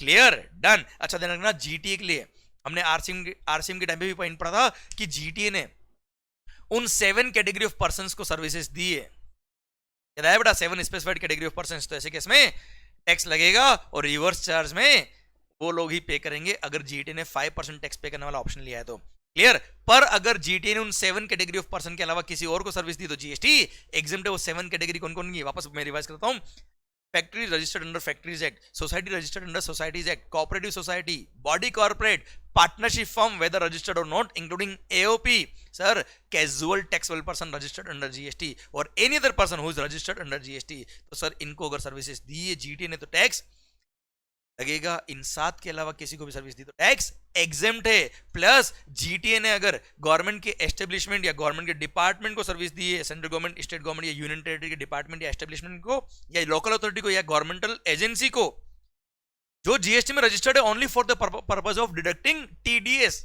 अंडर जीएसटी, तो सर अंडर सेक्शन 51, तो ऐसे केस में वो केवल टीडीएस के पर्पस के लिए गवर्नमेंट डिपार्टमेंट वगैरह रजिस्टर्ड है, तो उनको जीटी ने कोई भी सर्विस दी है तो जीएसटी नहीं लगेगा।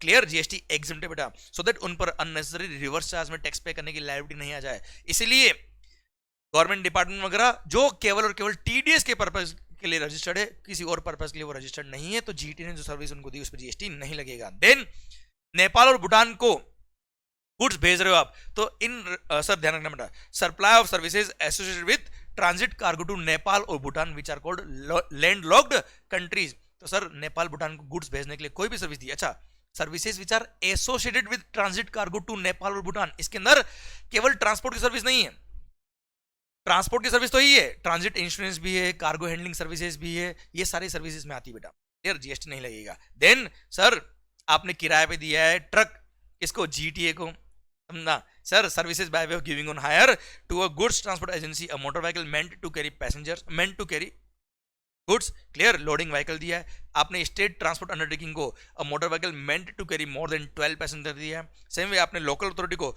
इलेक्ट्रिकली ऑपरेटेड व्हीकल दिया है which is meant to carry more than 12 passenger, तो जीएसटी एग्जेम्प्ट रहेगा।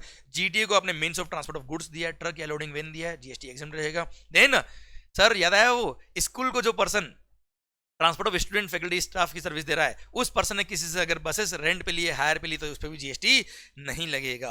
Clear, done. Same way toll charges अगर आपने पे किए रोड पे, होता है ना बेटा ब्रिज वगैरह पे, services by way of access to a road और a bridge on payment of toll charge, GST नहीं लगेगा। Same way services by way of access to a road और bridge on payment of annuity form में pay किया तो भी GST नहीं लगेगा। These are all related to transport related services. आ रहा है क्या, कंस्ट्रक्शन रिलेटेड सर्विसेज, दिल थाम के बैठेगा बच्चों, ध्यान रखना, ये रिवीजन आपके लिए बहुत हेल्पफुल हो सकता है अगर आपने इसको इफेक्टिवली ध्यान से सुना है तो कॉन्सेंट्रेशन के साथ।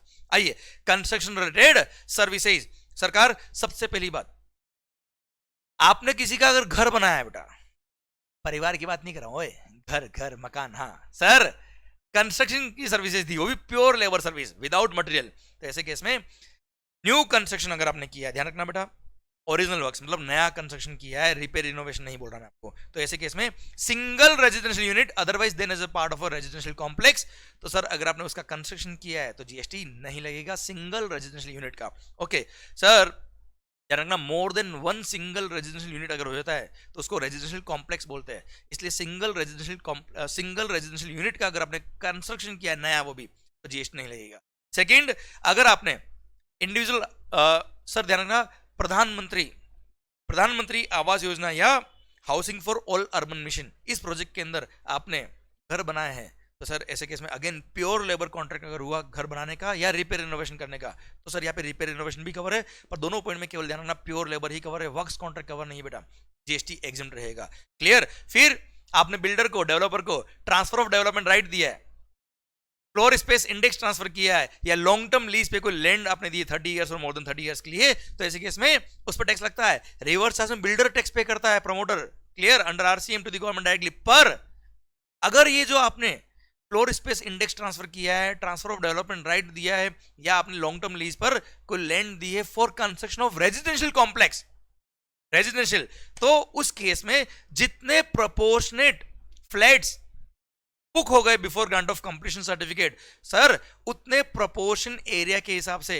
प्रोपोर्शनेट जितना डेवलपमेंट राइट की वैल्यू एटसेट्रा आएगी, उस वैल्यू पे जीएसटी एग्जेम्प्ट कर दिया है, वो भी केवल रेजिडेंशियल कॉम्प्लेक्स के केस में बेटा। जितने फ्लैट बुक हो गए, जैसे 100 फ्लैट बन रहे थे, 70 फ्लैट बुक हो गए, तो 70 फ्लैट का जो एरिया था उसके प्रोपोर्शन में 70% एक तरह से मान लो, फॉर एग्जांपल मान लो सारे फ्लैट एक ही सेम एरिया के थे, तो 70% आपका डेवलपमेंट राइट की वैल्यू या फ्लोर स्पेस इंडेक्स या लॉन्ग टर्म लीज की वैल्यू पर जीएसटी एग्जेम्प्ट हो जाएगा, 30% पर लगेगा, पर 30% में जो टैक्स लगेगा वो भी कितना लगेगा सर, अफोर्डेबल हाउसिंग अगर प्रोजेक्ट है तो 1% लगेगा, और no other than affordable housing project है तो 5% टैक्स लगेगा बच्चों उस पर। क्लियर, मतलब केवल 30% पोर्शन जो बुक नहीं हुआ before grant of completion certificate. Clear, तो सिंस उस फ्लैट के सेल पे तो जीएसटी लगेगा नहीं बाद में 30 फ्लैट्स पे, तो उसके डेवलपमेंट राइट की वैल्यू पे टैक्स लगा दिया।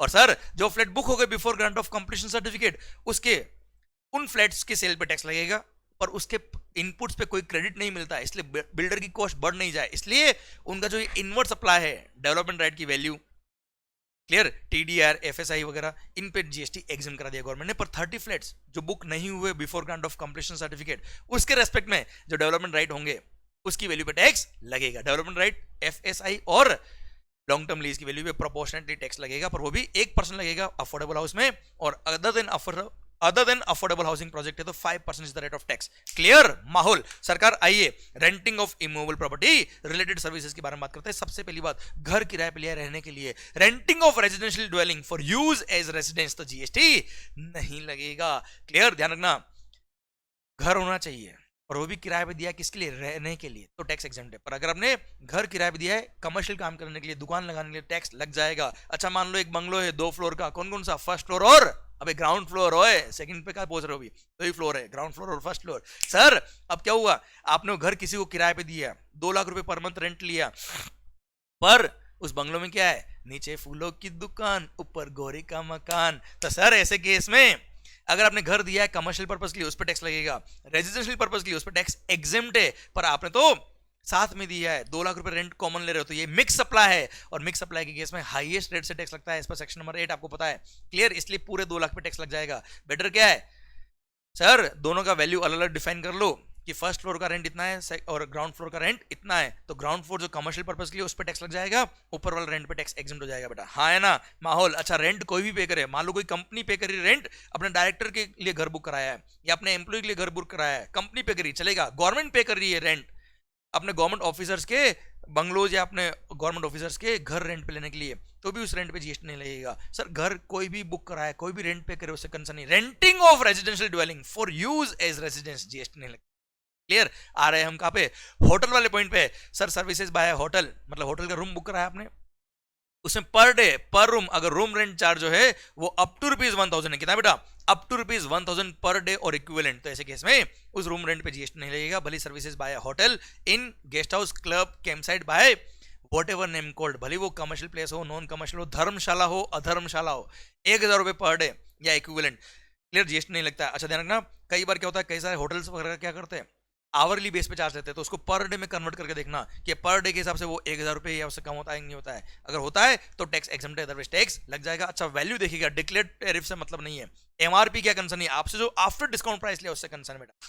क्लियर, पक्का। अच्छा हॉस्टल अकोमोडेशन, ध्यान रखिएगा, सर्कुलर आया था, हॉस्टल फीस, हॉस्टल अकोमोडेशन के लिए भी बोल दिया, उसको भी होटल की तरह मान लो आप, होटल की तरह अगर मानते भी हो और 1000 रुपए पर डे का रेंट है, 1000 रुपए तक का रेंट है तो टैक्स नहीं लगेगा। 1000 से ऊपर पर डे का रेंट नॉर्मली होता नहीं है हॉस्टल का, तो ऐसे केस में टैक्स अगर होगा 1000 रुपए पर डे से ज्यादा तो टैक्स लग जाएगा, अदरवाइज नहीं।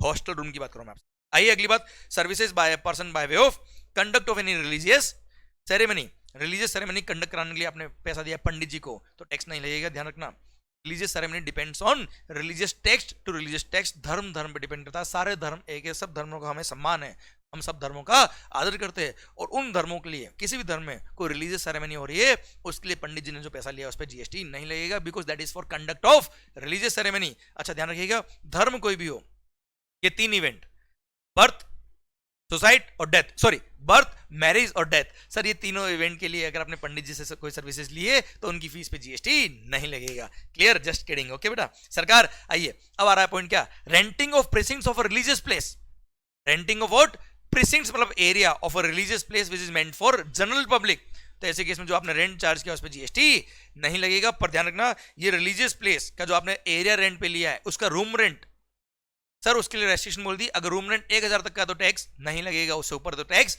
लग जाएगा। पर अगर आपने हॉल बुक कराया है, आपने अगर कोई हॉल बुक कराया है, कल्याण मंडपम बुक कराया है, तो उसका रेंट अगर 10,000 रुपए या उससे ज्यादा है तो टैक्स लग जाएगा, वो एग्जाम नहीं रहेगा बेटा। क्लियर, देन सेम वे अगर आपने रिलीजियस प्लेस के अंदर कोई दुकानें हैं, जैसे मंदिर वगैरह होता है ना बेटा, कमर्शियल दुकान जहाँ पे माला, भगवान का आइडल मूर्ति वगैरह मिलती है बेटा, प्रसाद वगैरह मिलता है। क्लियर, रिलीजियस प्लेस के अंदर, प्रेसिंग्स ऑफ रिलीजियस प्लेस के अंदर अगर कोई दुकान वगैरह आपने रेंट पे दे रखी है तो उसका रेंट अगर 10,000 या उससे ज्यादा पर मंथ अगर उसका रेंट है तो टैक्स लगेगा, अदरवाइज टैक्स नहीं लगेगा। क्लियर, तो सरकार ध्यान रखिएगा, रूम रेंट के लिए तो 1000 रुपए पर डे तक का रेंट है तो टैक्स नहीं लगेगा, 1000 से ऊपर तो टैक्स लग जाएगा। ये मैं प्रॉपर इंटरप्रिटेशन करके बता रहा हूं बेटा आपको। सेकंड, अगर आपने कोई कल्याण मंडपम या हॉल वगैरह बुक करा है, कम्युनिटी हॉल वगैरह, उसका 10,000 या उससे ज्यादा अगर रेंट है पर डे तो टैक्स लग जाएगा। शॉप दुकान वगैरह बुक करे अपने, तो ऐसे केस में 10,000 और मोर पर मंथ अगर रेंट है तो टैक्स लग जाएगा बच्चों।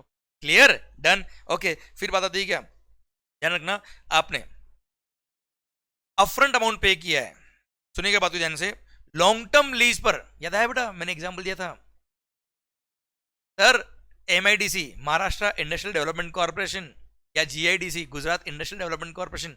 क्लियर, सुनेंगे बच्चों ध्यान से, इंडस्ट्रीज को डेवलप करने के लिए या फाइनेंशियल सेक्टर को डेवलप करने के लिए गवर्नमेंट ने लॉन्ग टर्म लीज पे आपको कोई sir long term lease 30 years और मोर देन 30 इयर्स के लिए कोई लैंड या कोई प्लॉट आपको रेंट पे दिया है, लीज पे दिया है, तो सर उस पर टैक्स नहीं लगेगा। पर हाँ ध्यान रखना, किस लिए दिया है बेटा, development of infrastructure for financial business या डेवलपमेंट ऑफ इंडस्ट्रीज बेटा, उसके लिए प्लॉट दिया है। किसने दिया है, state government, industrial development corporation या अंडरटेकिंग या by any other entity having 20% और more equity participation of central government, state government, union territory, directly हो या through an entity which is wholly owned by central government, state government या union territory. तो ऐसे case में जो long term lease के लिए आपने अपफ्रंट अमाउंट पे किया है उस पर GST नहीं लगेगा। अच्छा, एक सर्कुलर था वो बोलता है क्या, अपफ्रंट अमाउंट जो आप पे करते हो, वन टाइम जो पेमेंट होता है वो भले ही आप इंस्टॉलमेंट में पे कर रहे हो तो भी चलेगा साहब, अपफ्रंट अमाउंट के अमाउंट पे GST नहीं लगेगा। अब कई सारी इंडस्ट्री में उस अपफ्रंट अमाउंट को प्रीमियम बोलते हैं, सलामी, कोस्ट, डेवलपमेंट चार्जेस और एनी अदर नेम, किसी भी नाम से बोलो बेटा,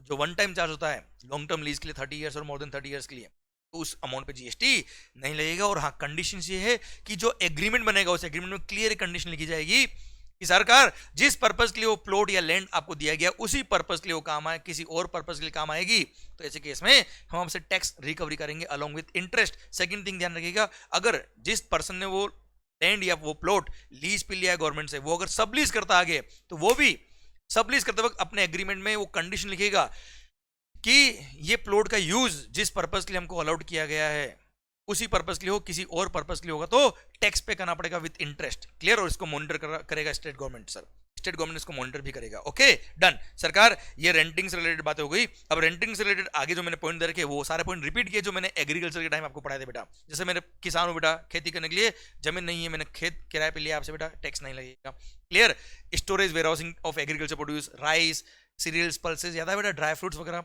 इनका आपने स्टोरेज किया है, स्टोरेज चार्ज पे GST नहीं है, ये पॉइंट याद दे रखे वापस से बेटा।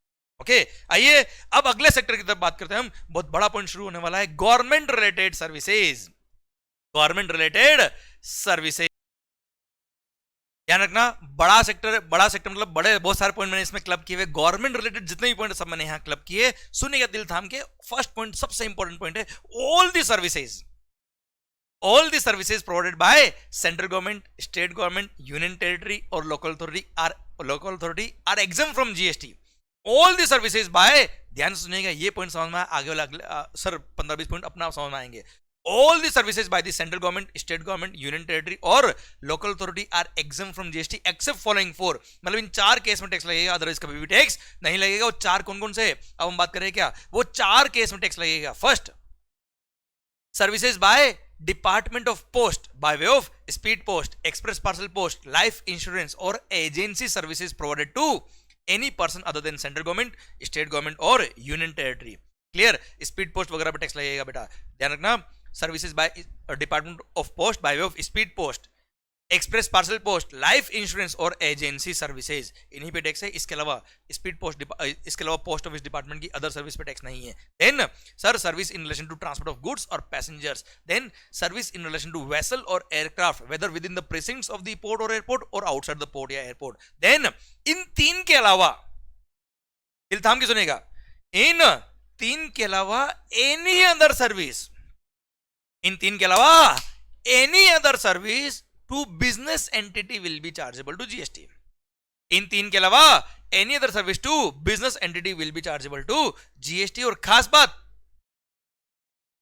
सर, ये 3 जो ऊपर वाली सर्विस थी ये तो सारे ही केस में टैक्सेबल है, और यहां पे फॉरवर्ड चार्ज मैकेनिज्म लगता है और गवर्नमेंट खुद लायबल है टैक्स पे करने के लिए। पर ये लास्ट जो पॉइंट मैंने बोला है, any other service to business entity, ऐसे केस में टैक्स लगेगा और वो भी रिवर्स चार्ज मैकेनिज्म में लगेगा। और बिजनेस एंटिटी जो रजिस्टर्ड है अंडर GST, वो जो business entity recipient under GST वो टैक्स पे करेगा। और हाँ, इसमें एक एक्सेप्शन है, रेंटिंग ऑफ इमूवेबल प्रॉपर्टी, ध्यान रखिएगा, renting of immovable property to business entity tax तो लगेगा, पर वहां पे रिवर्स चार्ज लगेगा अगर वो बिजनेस एंटिटी जीएसटी में रजिस्टर्ड है तो, और अगर वो बिजनेस एंटिटी जीएसटी में रजिस्टर्ड नहीं है तो ऐसे केस में renting of immovable property to business entity tax लगेगा, पर वहां पे गवर्नमेंट खुद टैक्स पे करेगा under forward charge mechanism. Okay बच्चों, सर अगला पॉइंट आता है क्या सर, सिंस ध्यान रखना any the service to business entity tax लगेगा, वो भी रिवर्स चार्ज में, तो सर बहुत बड़ी हेडेक हो जाएगी उन छोटे बिजनेसमैन को जिनका काम बहुत छोटा होता है, जिनका प्रीवियस फाइनेंशियल में एग्रीगेट टर्नओवर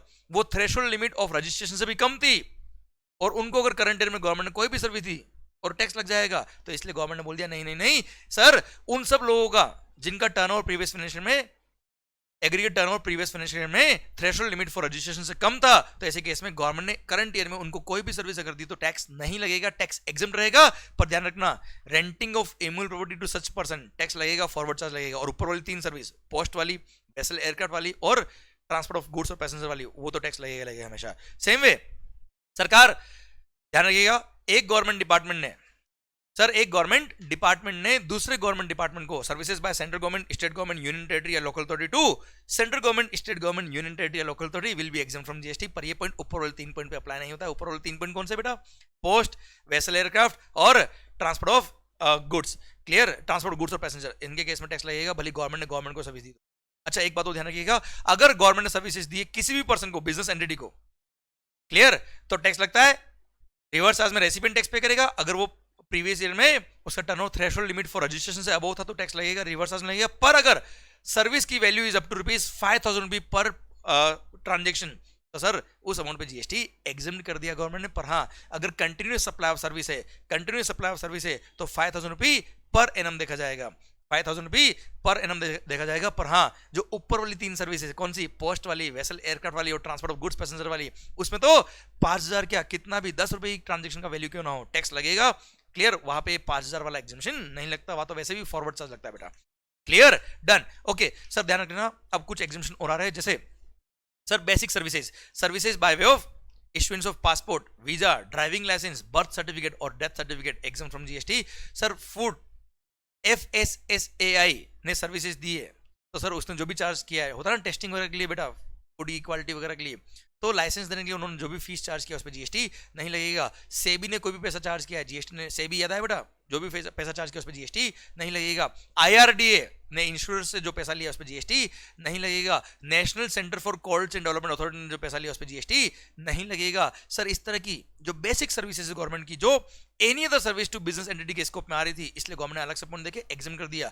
पीएफ का अमाउंट कंट्रीब्यूट किया है, जीएसटी नहीं लगेगा। ईएसआईसी का अमाउंट कंट्रीब्यूट किया है, जीएसटी नहीं लगेगा। किसी भी एक्ट में, किसी भी लॉ की वजह से अगर आपको रजिस्ट्रेशन कराना पड़ रहा है, रजिस्ट्रेशन फी है गवर्नमेंट की कोई, सर उस पर कोई टैक्स नहीं लगेगा। अगर फैक्ट्रीज के अंदर कोई टेस्टिंग कराया है, कैलिब्रेशन, सेफ्टी चेक या सर्टिफिकेशन रिलेटिंग टू प्रोटेक्शन और सेफ्टी ऑफ द एम्प्लॉय और वर्कर्स और कंज्यूमर्स और पब्लिक एट लार्ज के लिए कोई इन्होंने लाइसेंस फी लिया है या फायर लाइसेंस एटसेट्रा, उसके लिए जो फीस लिया है उस पर जीएसटी नहीं लगेगा। अच्छा ध्यान रखना बेटा, जो सीड सर्टिफिकेशन होता है बेटा, सीड सर्टिफिकेशन भी यहाँ पे कवर हो जाएगा और एग्जामिशन के अंदर सर कवर होके उस पर टैक्स नहीं लगाएंगे बेटा।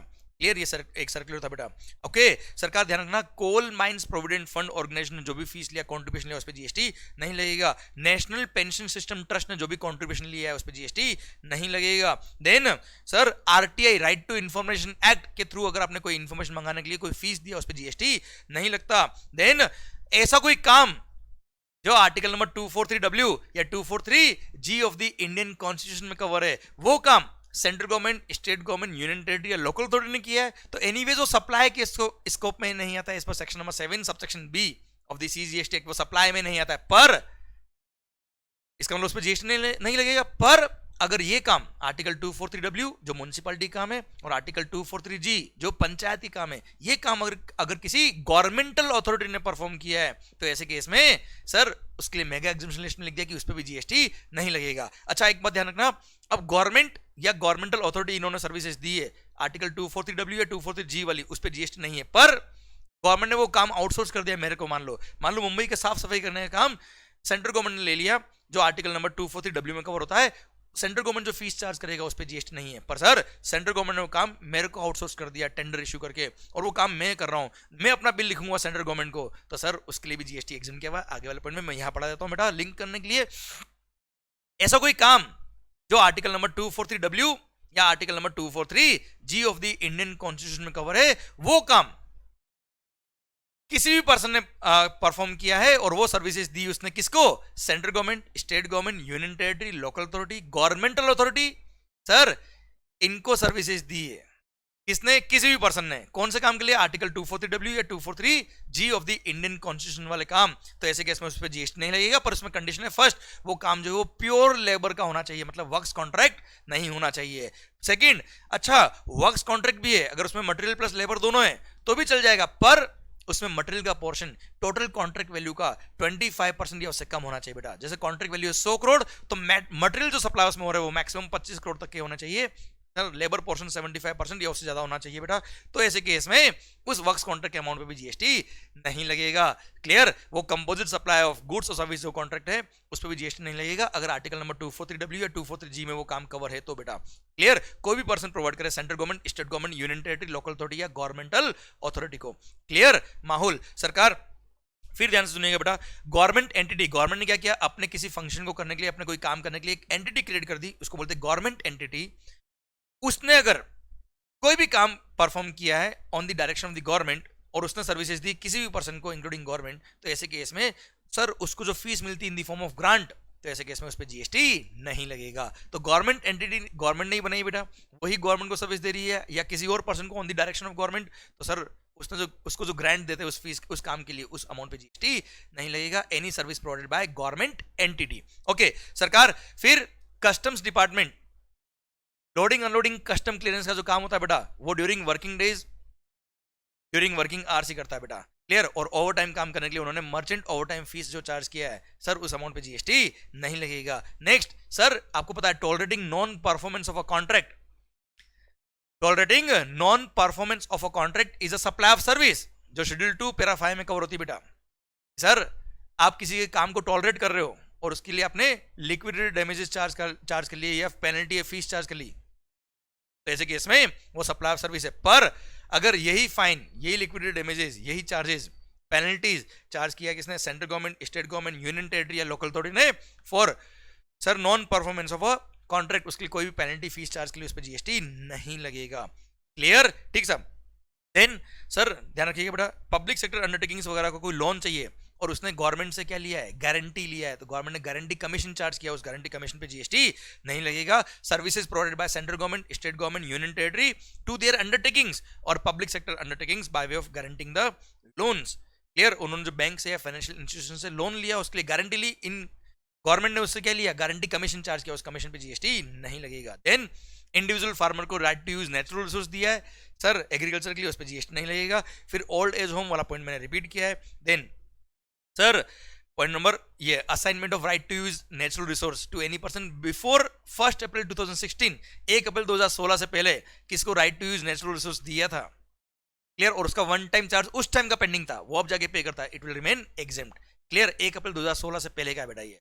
सेम वे कोई टेलीकॉम कंपनीज का right to operate as a telecom operator या स्पेक्ट्रम यूजर चार्जेस पेंडिंग था 1 अप्रैल 2016 से पहले का, वो अब जाके पे करता, तो it will remain exempt. Okay sir, तो अभी ये 1 अप्रैल 2016 के जो ड्यूज थे वो अगर अभी आ रहे हैं तो वो एग्जेम्प्ट है, बाकी इस पॉइंट का कोई रिलेवेंस नहीं है। आइए अगला पॉइंट बड़ा अच्छा पॉइंट है, access royalty collection contractor ईआरसीसी।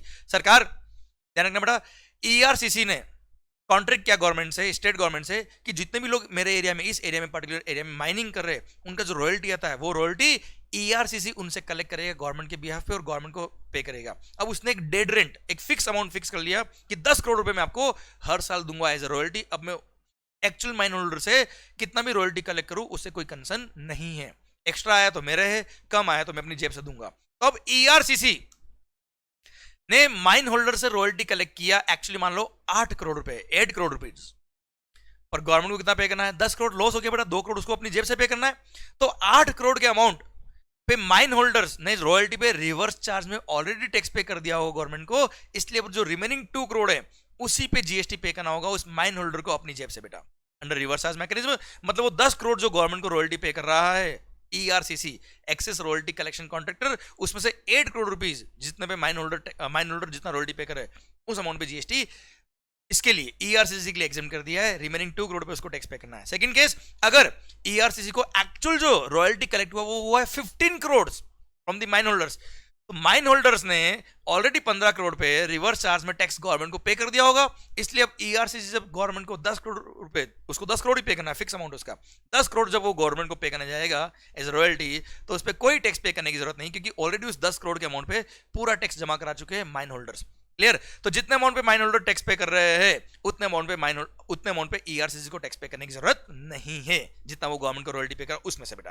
Clear? Done सरकार। उसके बाद में अपफ्रंट अमाउंट जो मैं आपको ऑलरेडी पढ़ा चुका हूं 30 इयर्स और मोर देन 30 इयर्स के लिए बेटा, एमआईडीसी वाला एग्जांपल। ओके, देन ट्रांसमिशन और डिस्ट्रीब्यूशन ऑफ इलेक्ट्रिसिटी, अच्छा ध्यान रखिएगा बेटा, जहां पे भी पॉइंट रिपीट होता है अपने इस बुक के अंदर मैंने क्या किया, इंडस्ट्री स्पेसिफिक पॉइंट्स को मैंने क्लब किया है, तो कोई पॉइंट अगर इस इंडस्ट्री से रिलेटेड भी है और इस इंडस्ट्री से रिलेटेड भी है तो दोनों जगह मैंने वो पॉइंट लिखे, आपको पता है बेटा, इसलिए पॉइंट इस बुक में आपको कई बार कुछ पॉइंट रिपीटेड मिलेंगे, सो दैट सारे पॉइंट एक जगह आपको इंडस्ट्री वाइज वापस से मिल जाए बेटा। ओके सरकार, अब लाइट का बिल जो आता है बेटा उसके लिए ट्रांसमिशन और distribution of electricity bye electricity transmission और डिस्ट्रीब्यूशन यूटिलिटी, तो जीएसटी नहीं लगेगा, पर ध्यान रखना इलेक्ट्रिसिटी ट्रांसमिशन और डिस्ट्रीब्यूशन यूटिलिटी के अलावा कोई और अगर इलेक्ट्रिसिटी ट्रांसमिशन कर रहा तो जीएसटी लग जाएगा। जैसे मैंने आपको लेक्चर्स के अंदर एग्जांपल दिया था, इन्फिनिटी मॉल मलाड के अंदर जो बहुत बड़ा एक इजी सेट लगा हुआ है, वहां से अगर मैं इंडिविजुअल शोरूम को मैं लाइट सप्लाई कर रहा हूं तो जो मैंने फीस चार्ज किया उस पर जीएसटी लग जाएगा बेटा।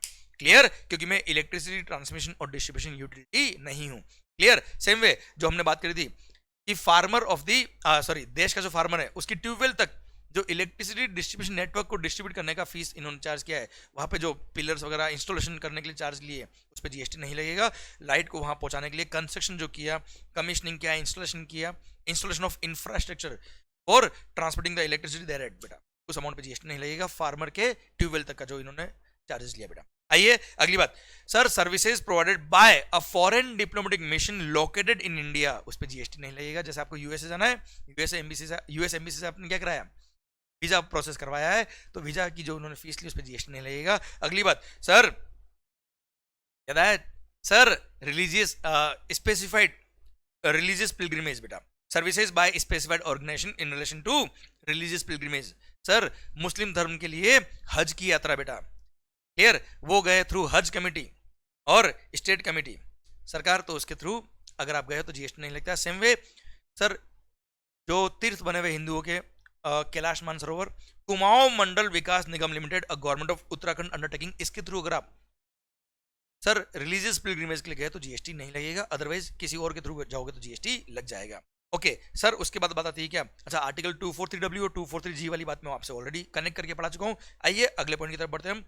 Clear? Sir services of leasing of assets, stock rolling assets, sir including wagons, coaches, locos by the Indian railways finance corporation to Indian railway finance corporation, जो ट्रेन के डब्बे वगैरह होता है वो लीज पे देता है इंडियन रेलवे को, तो इन्होंने आपस में जो ट्रांजेक्शन किया उस पर जीएसटी नहीं लगेगा। देन जीएसटी नेटवर्क जो पूरा जीएसटी सॉफ्टवेयर को मेंटेन करता है, उसके लिए वो फीस लेकर बड़ा central government, state government, union territory से, उस पर जीएसटी नहीं लगेगा। देन ऐसा कोई इंश्योरेंस स्कीम जिसका टोटल प्रीमियम पे कर रहा है कौन, सेंट्रल गवर्नमेंट, स्टेट गवर्नमेंट या यूनियन टेरिटरी, तो ऐसे केस में उसके इंश्योरेंस के प्रीमियम पे जीएसटी नहीं लगेगा। जैसे मान लो उन्होंने सर देश की सारी जनताओं के लिए कोई एक इंश्योरेंस प्लान ले लिया, ग्रुप इंश्योरेंस फंड, तो सर उसके लिए जो भी प्रीमियम कलेक्ट किया उस पर जीएसटी नहीं लगेगा।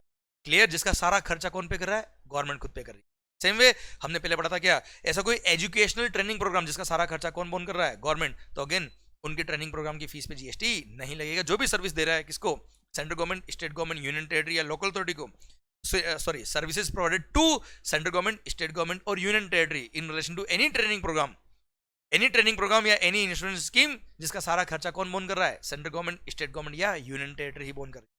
क्लियर? ओके फिर रीजनल कनेक्टिविटी स्कीम एयरपोर्ट मैं बात कर चुका हूं आपसे। क्लियर? देन आ रहा है क्या, राशन की दुकान, याद है वर्ल्ड कप नायक मूवी, फेयर प्राइस शॉप, जो फेयर प्राइस शॉप होती है वो लोग क्या करते हैं, राशन की दुकान वगैरह होती है ना बेटा, जो राशन वगैरह डिस्ट्रीब्यूट करते हैं ये गवर्नमेंट के बिहाफ है, पब्लिक डिस्ट्रीब्यूशन सिस्टम बोलते हैं, उसमें जो इनको कमीशन या मार्जिन मिलता है सेंट्रल गवर्नमेंट या स्टेट गवर्नमेंट या यूनियन टेरिटरी से for sale of food grains, kerosene, sugar, edible oil etcetera under public distribution system, तो जो कमीशन या मार्जिन इन लोगों को मिल रहा है राशन की दुकान वालों को, फेयर प्राइस शॉप जिसको बोलते हैं, उसके कमीशन या मार्जिन पे जीएसटी नहीं लगेगा। क्लियर? अगला पॉइंट आ रहा है क्या, सर्विसेज प्रोवाइडेड बाय टीबीआई और स्टेप और बायो इंक्यूबेटर्स, तो ऐसे केस में इन्होंने जो भी फीस चार्ज किया उस पर जीएसटी नहीं लगेगा।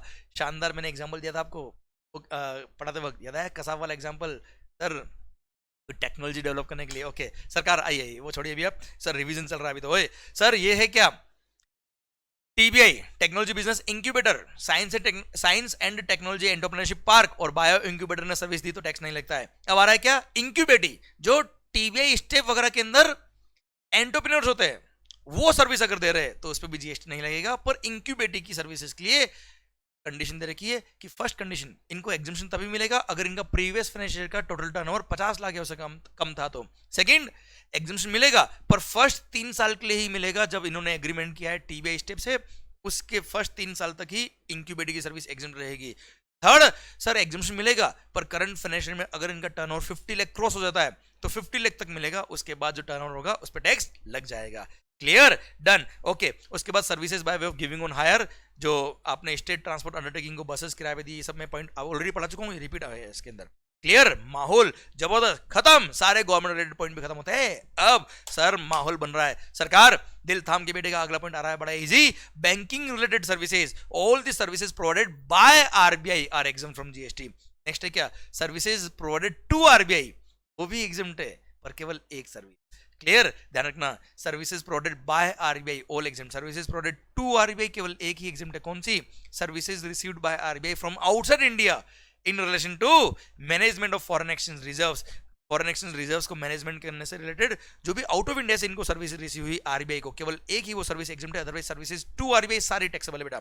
आ रहा है क्या नेक्स्ट, सर लोन्स एडवांसेस, ब्याज जो रिसीव होता है interest, services by way of extending loans advances और deposits in so far as the consideration is represented by way of interest और डिस्काउंट, तो जीएसटी नहीं लगेगा। अच्छा यहाँ पे ये लोन एडवांसेस भले बैंक दे या आप और मैं दे, क्लियर, इंटरेस्ट के अमाउंट पे जीएसटी नहीं लगेगा, पर processing fees, documentation charges, other charges, blah blah blah charges, इन पर टैक्स लग जाएगा। Next point, sir foreign exchange brokers, money changers, इन्होंने क्या किया, जो फॉरेन एक्सचेंज कन्वर्जन का कमीशन चार्ज करते हैं लोग, उस पर जीएसटी लगता है, पर एक फॉरेन एक्सचेंज मनी चेंजर बोलते हैं बेटा इसको, सर एक मनी चेंजर या एक ऑथराइज बैंक ने दूसरे मनी चेंजर या दूसरे बैंक को सर फॉरेन एक्सचेंज कन्वर्जन की सर्विसेज दी, उसके लिए कमीशन चार्ज किया, उस कमीशन पे टैक्स नहीं लगेगा। क्लियर, जो फॉरेन एक्सचेंज ब्रोकर्स या मनी चेंजर्स या ऑथराइज बैंक जो फॉरेन करेंसी के आपस में कन्वर्जन करते हैं एक दूसरे के लिए, उसके कमीशन में टैक्स नहीं है, बाकी लोगों के साथ जो करते हैं कन्वर्जन उस अमाउंट पे टैक्स लगेगा।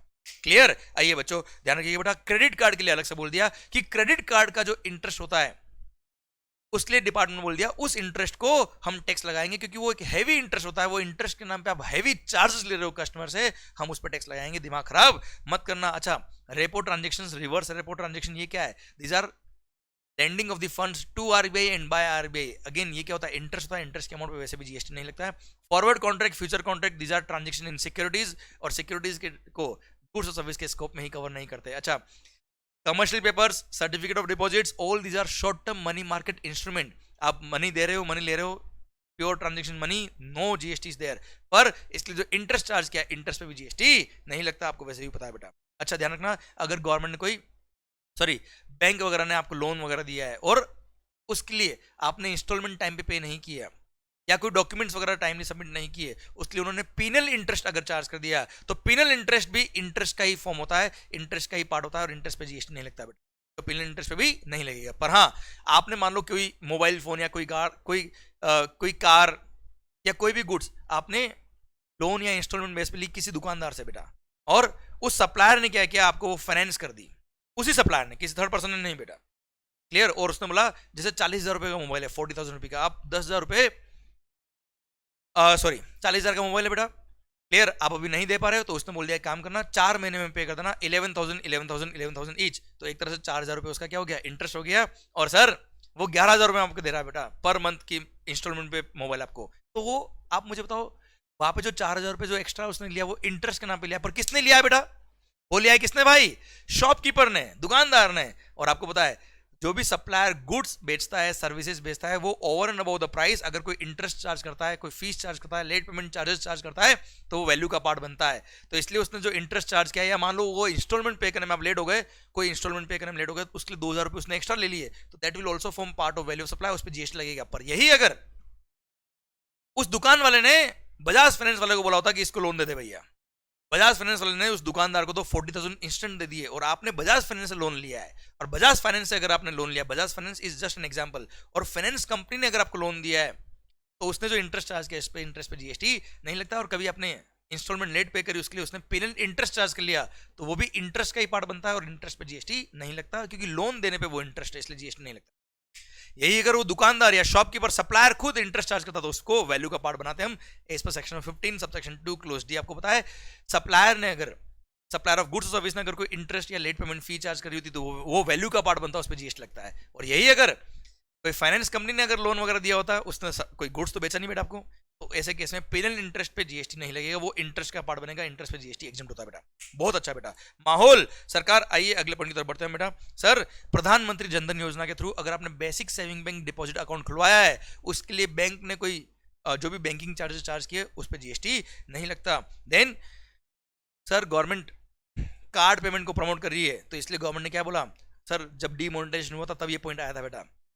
गवर्नमेंट ने बोला जब आप कार्ड से पेमेंट करते हो, तो जैसे मान लो आप किसी शोरूम पे गए, उसके पास मशीन है पोर्श, उसको स्वैप किया आपने, आप अपने कार्ड को आपने स्वैप किया, और वो पेमेंट उस पर्सन को मिल जाएगा, शोरूम वाले को। मान लो शोरूम वाले के पास बैंक था, एचडीएफसी बैंक का वो पोर्श मशीन था, तो एचडीएफसी बैंक को बोलेंगे क्या, एक्वायरिंग बैंक। आपका बैंक था मान लो एसबीआई, तो जब कार्ड आपने स्वैप किया, उसमें शॉपिंग का अमाउंट जो आपने ट्रांजेक्शन किया है, जो परचेसिंग किया है, उसका अमाउंट अगर 2,000 रुपए तक का है, तो उसके लिए जो भी उस एक्वायरिंग बैंक ने जिस बैंक का वो मशीन है, वो ये 2% या 1% चार्ज लेते बेटा, तो वो बैंक चार्ज पर क्लियर जीएसटी नहीं लगेगा। इसको बोलते हैं मर्चेंट बैंकिंग चार्जेस। क्लियर, अगर ट्रांजेक्शन का अमाउंट 2,000 रुपए तक का है, तो जो उसके लिए कमीशन लिया होगा 30-40 रुपए, उस 30-40 रुपए के अमाउंट पे जीएसटी नहीं लगेगा। देन आ रहा है क्या sir, services provided by the business facilitator or a business correspondent to a banking company with respect to its accounts in the rural area branch, तो जीएसटी नहीं है। सेम वे सर, ध्यान रखिएगा बेटा, बिजनेस फैसिलिटेटर और business correspondent service दी है to a banking company in relation to its accounts in the rural area branch.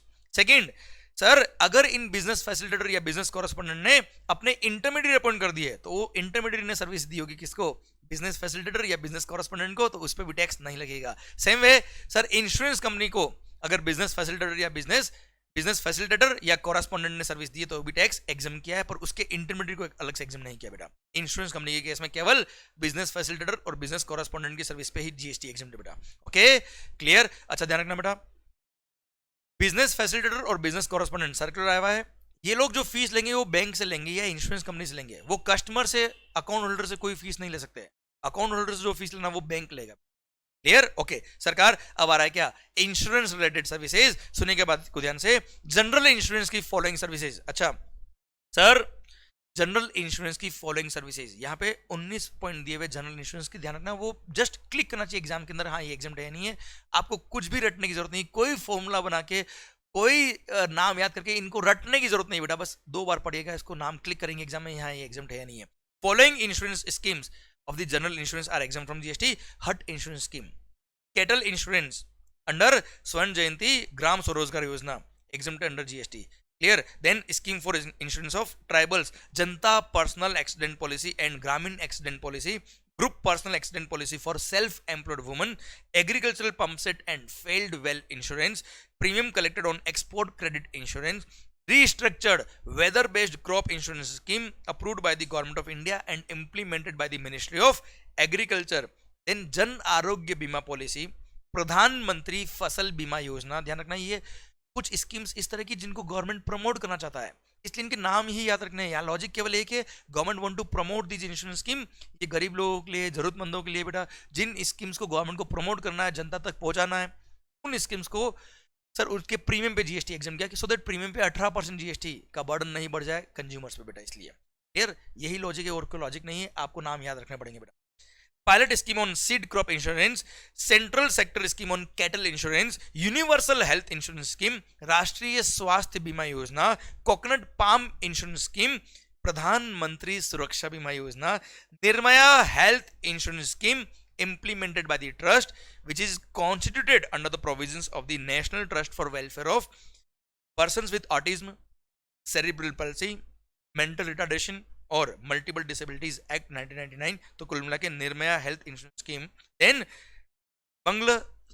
Bangla Shasya Bima योजना, सर ये वेस्ट बंगाल वाले लोगों के लिए बेटा, जो खरीफ सीजन होती है बेटा इनकी क्रॉप की, सर उसमें उस क्रॉप को इंश्योरेंस के लिए ये स्कीम दी हुई बेटा। तो ये 18 इंश्योरेंस स्कीम से सर 18 उनको जीएसटी से एग्जाम किया है। बांग्ला शस्य बीमा योजना लास्ट वाले था बेटा। Okay done. अब आ रहा है क्या, लाइफ इंश्योरेंस की कुछ स्कीम्स जिसको प्रमोट करने के लिए गवर्नमेंट एग्जामेशन दिया हुआ है। लाइफ इंश्योरेंस, फर्स्ट जनश्री बीमा योजना, देन आम आदमी बीमा योजना केजरीवाल साहब, then life micro insurance product is approved by IRDA, जिसमें maximum amount of life insurance coverage is up to ₹2 lakh, तो जीएसटी नहीं लगेगा बेटा। देन वरिष्ठ पेंशन बीमा योजना, प्रधानमंत्री जीवन ज्योति बीमा योजना, प्रधानमंत्री जनधन योजना, प्रधानमंत्री वया वंदन योजना, इन सब के इंश्योरेंस के प्रीमियम जीएसटी एग्जाम किया हुआ है। देन सब ध्यान रखना, ये जो हमने पॉइंट पढ़े, इसके बाद है जो हमने पॉइंट गवर्नमेंट पॉइंट के टाइम पढ़ा था, ऐसा कोई इंश्योरेंस स्कीम जिसका total premium is paid by the central government और स्टेट गवर्नमेंट और यूनियन टेरिटरी, तो ऐसे इंश्योरेंस स्कीम के लिए जो भी प्रीमियम चार्ज किया होगा उस पर जीएसटी नहीं लगेगा। और ये तीनों पॉइंट जो हमने इंश्योरेंस के पढ़े, इनका री इंश्योरेंस अगर किसने किया है तो री इंश्योरेंस के अमाउंट पे जो प्रीमियम चार्ज किया है उस पर भी जीएसटी नहीं लगेगा। देन पॉइंट नंबर 5 होता है क्या, अटल पेंशन योजना। अटल पेंशन योजना में आपने जो भी कंट्रीब्यूशन किया है जीएसटी नहीं लगेगा। नेक्स्ट है any pension scheme of the state government, उसमें कोई भी कंट्रीब्यूशन अगर आपने दिया है तो उस पर भी जीएसटी नहीं लगेगा। देन सर आपने देखे होंगे आर्मी वाले, अच्छा उससे पहले एक पॉइंट और है बेटा, services of life insurance business provided by way of annuity under the national pension system which is regulated by the respective act, तो ऐसे केस में भी जीएसटी नहीं लगेगा। फिर आर्मी, नेवी, पुलिस वाले, इनके लिए सेंट्रल आर्म्ड फोर्सेज, इनके लिए जो ग्रुप इंश्योरेंस फंड होता है लाइफ इंश्योरेंस के लिए, उस पर भी जीएसटी नहीं लगता, पढ़ लीजिए। Services of life insurance business provided और agree to be provided by the army, naval और air force group insurance funds to its member, GST नहीं लगता। Same way life insurance to naval group, life insurance provided by the naval group insurance fund to the personnel of coast guard, GST नहीं लगेगा। Same way life insurance provided by the central armed forces, central armed police forces under the ministry of home affairs, under the ministry of home affairs, तो ऐसे case में central armed forces का जो life insurance होता है under their group insurance, तो उस पर भी जीएसटी नहीं लगेगा। देन पॉइंट रिपीट किए हुए हैं, ईएसआईसी का कंट्रीब्यूशन किया जीएसटी नहीं लगता है। आईआरडीए को कोई पैसा दिया है उस पर जीएसटी नहीं लगेगा।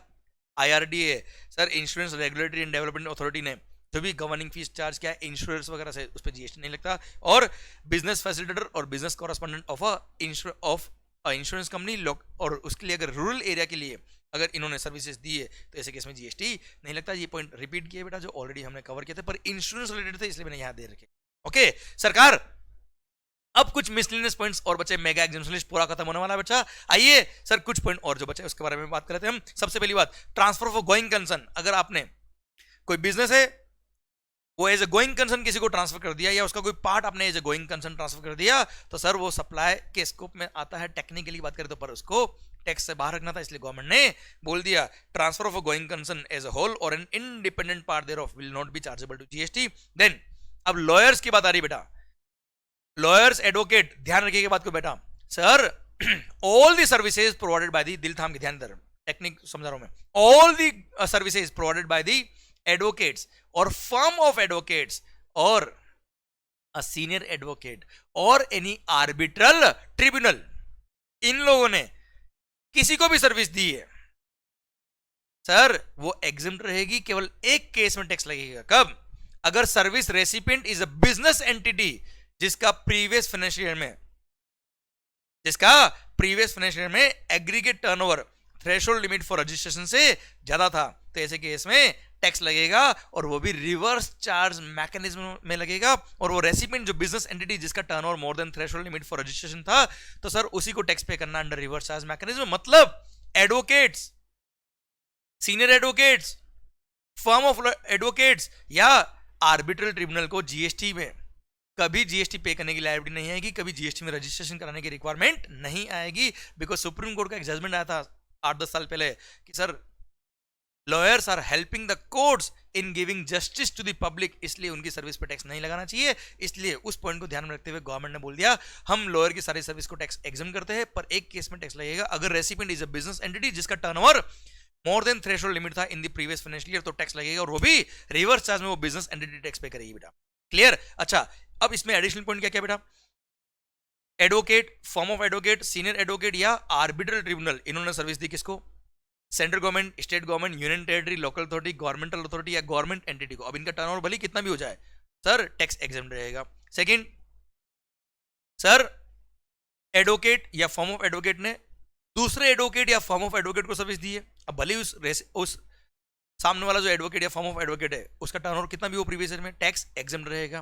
पर अगर सीनियर एडवोकेट ने दूसरे किसी एडवोकेट या फर्म ऑफ एडवोकेट को सर्विस दी तो वो टैक्सेबल रहेगा। अगर, ध्यान रखना बेटा सर, वो टैक्सेबल तो रहेगा, पर ध्यान रखिएगा सीनियर एडवोकेट क्या करता है बेटा, जूनियर एडवोकेट से कोई केस उसको रेफर होता है नॉर्मली। जैसे कोई बिजनेस एंटिटी, रिलायंस इंडस्ट्रीज, उसका कोई बहुत बड़ा डिस्प्यूट था बेटा, वो किसी एडवोकेट के पास गया, एडवोकेट से केस संभल नहीं रहा है, उसने केस शिफ्ट कर दिया किसको? सीनियर एडवोकेट को। Now senior advocate is handling the case, now senior advocate providing services to junior advocate, normal advocate या फॉर्म ऑफ एडवोकेट। तो ऐसे केस में टैक्स तो लगेगा, पर recipient for the purpose of payment of tax will be वो business entity Reliance Industries जिसका वो केस रिप्रेजेंट कर रहा है कोर्ट के अंदर। मतलब सीनियर एडवोकेट ने सर्विसेज दी या तो direct Reliance Reliance is just an example, senior advocate ने सर्विस दी डायरेक्टली उस बिजनेस एंटिटी को, या उसने सर्विस दी किसको? एडवोकेट या फॉर्म ऑफ एडवोकेट को in relation to that business entity. तो टैक्स तो लगेगा, पर वो बिजनेस एंटिटी टैक्स पे करेगा अंडर रिवर्स चार्ज मैकेनिज्म। ये पूरा स्टोरी खत्म हो गया एडवोकेट के रिगार्डिंग बेटा। Clear, done. नेक्स्ट पॉइंट आ रहा है क्या सर? स्पाइडरमैन याद है क्या? स्पाइडरमैन या हिंदुस्तान वाला कौन? शक्तिमान। शक्तिमान तो कौन है वो सर? न्यूज कलेक्ट करते बेटा, इंडिपेंडेंट जर्नलिस्ट। उनका पॉइंट है services by way of collecting और providing news by an independent journalist, press trust of India और यूनाइटेड न्यूज ऑफ इंडिया, तो टैक्स नहीं लगेगा। देन लाइब्रेरीज, लाइब्रेरी में बुक लेंडिंग के लिए जो चार्ज दिया उन्होंने उस पर टैक्स नहीं है बेटा। ध्यान रखना, कई सारी लाइब्रेरी हिंदुस्तान में भी क्या हो रहा है, आप लाइब्रेरी में जाके पढ़ाई करते हो, मंथली वो आपसे 500 रुपए 1000 रुपए depending on library to library, वो आपसे वहां पे बैठ के पढ़ने के चार्ज लेते हैं, उस पर टैक्स लगेगा।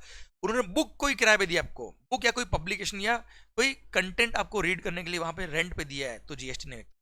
क्लियर, समझे? बुक लेंडिंग चार्ज पे जीएसटी नहीं है, अदरवाइज चार्ज लगे, अदरवाइज वहां बैठ के पढ़ाई कर रहे हो उसकी फीस पे जीएसटी एग्जाम नहीं है। ओके, देन अगर कोई बिजनेस एग्जीबिशन ऑर्गेनाइजर ने बिजनेस एग्जीबिशन ऑर्गेनाइज किया आउट ऑफ इंडिया, तो business exhibition out of India organise करने के लिए उसने बिजनेसमैन से या बिजनेस एग्जीबिटर से जो भी फीस लिया है बिजनेस ऑर्गेनाइजर ने, उस फीस पे जीएसटी नहीं लगेगा। होता ना स्टॉल बुकिंग चार्जेस, अगर वो एग्जीबिशन आउट ऑफ इंडिया हो रहा तो चार्ज पे जीएसटी नहीं लगेगा। देन सरकार ध्यान रखना, अनइनकॉर्पोरेटेड एओपीबीओआई, अनइनकॉर्पोरेटेड एओपीबीओआई कहता है सोसाइटीज वगैरह, उसने अपने मेंबर से मेंबरशिप फी ली, टैक्स लगता है। उस मेंबरशिप फी को क्या बोलते हैं? Share of contribution. और क्या है? क्लियर, उस मेंबरशिप फी पे जीएसटी लगता है। पर अगर वो अनइनकॉर्पोरेटेड एओपीबीओआई या सोसाइटी कौन है? एक ट्रेड एसोसिएशन है बेटा। कौन है? Trade union.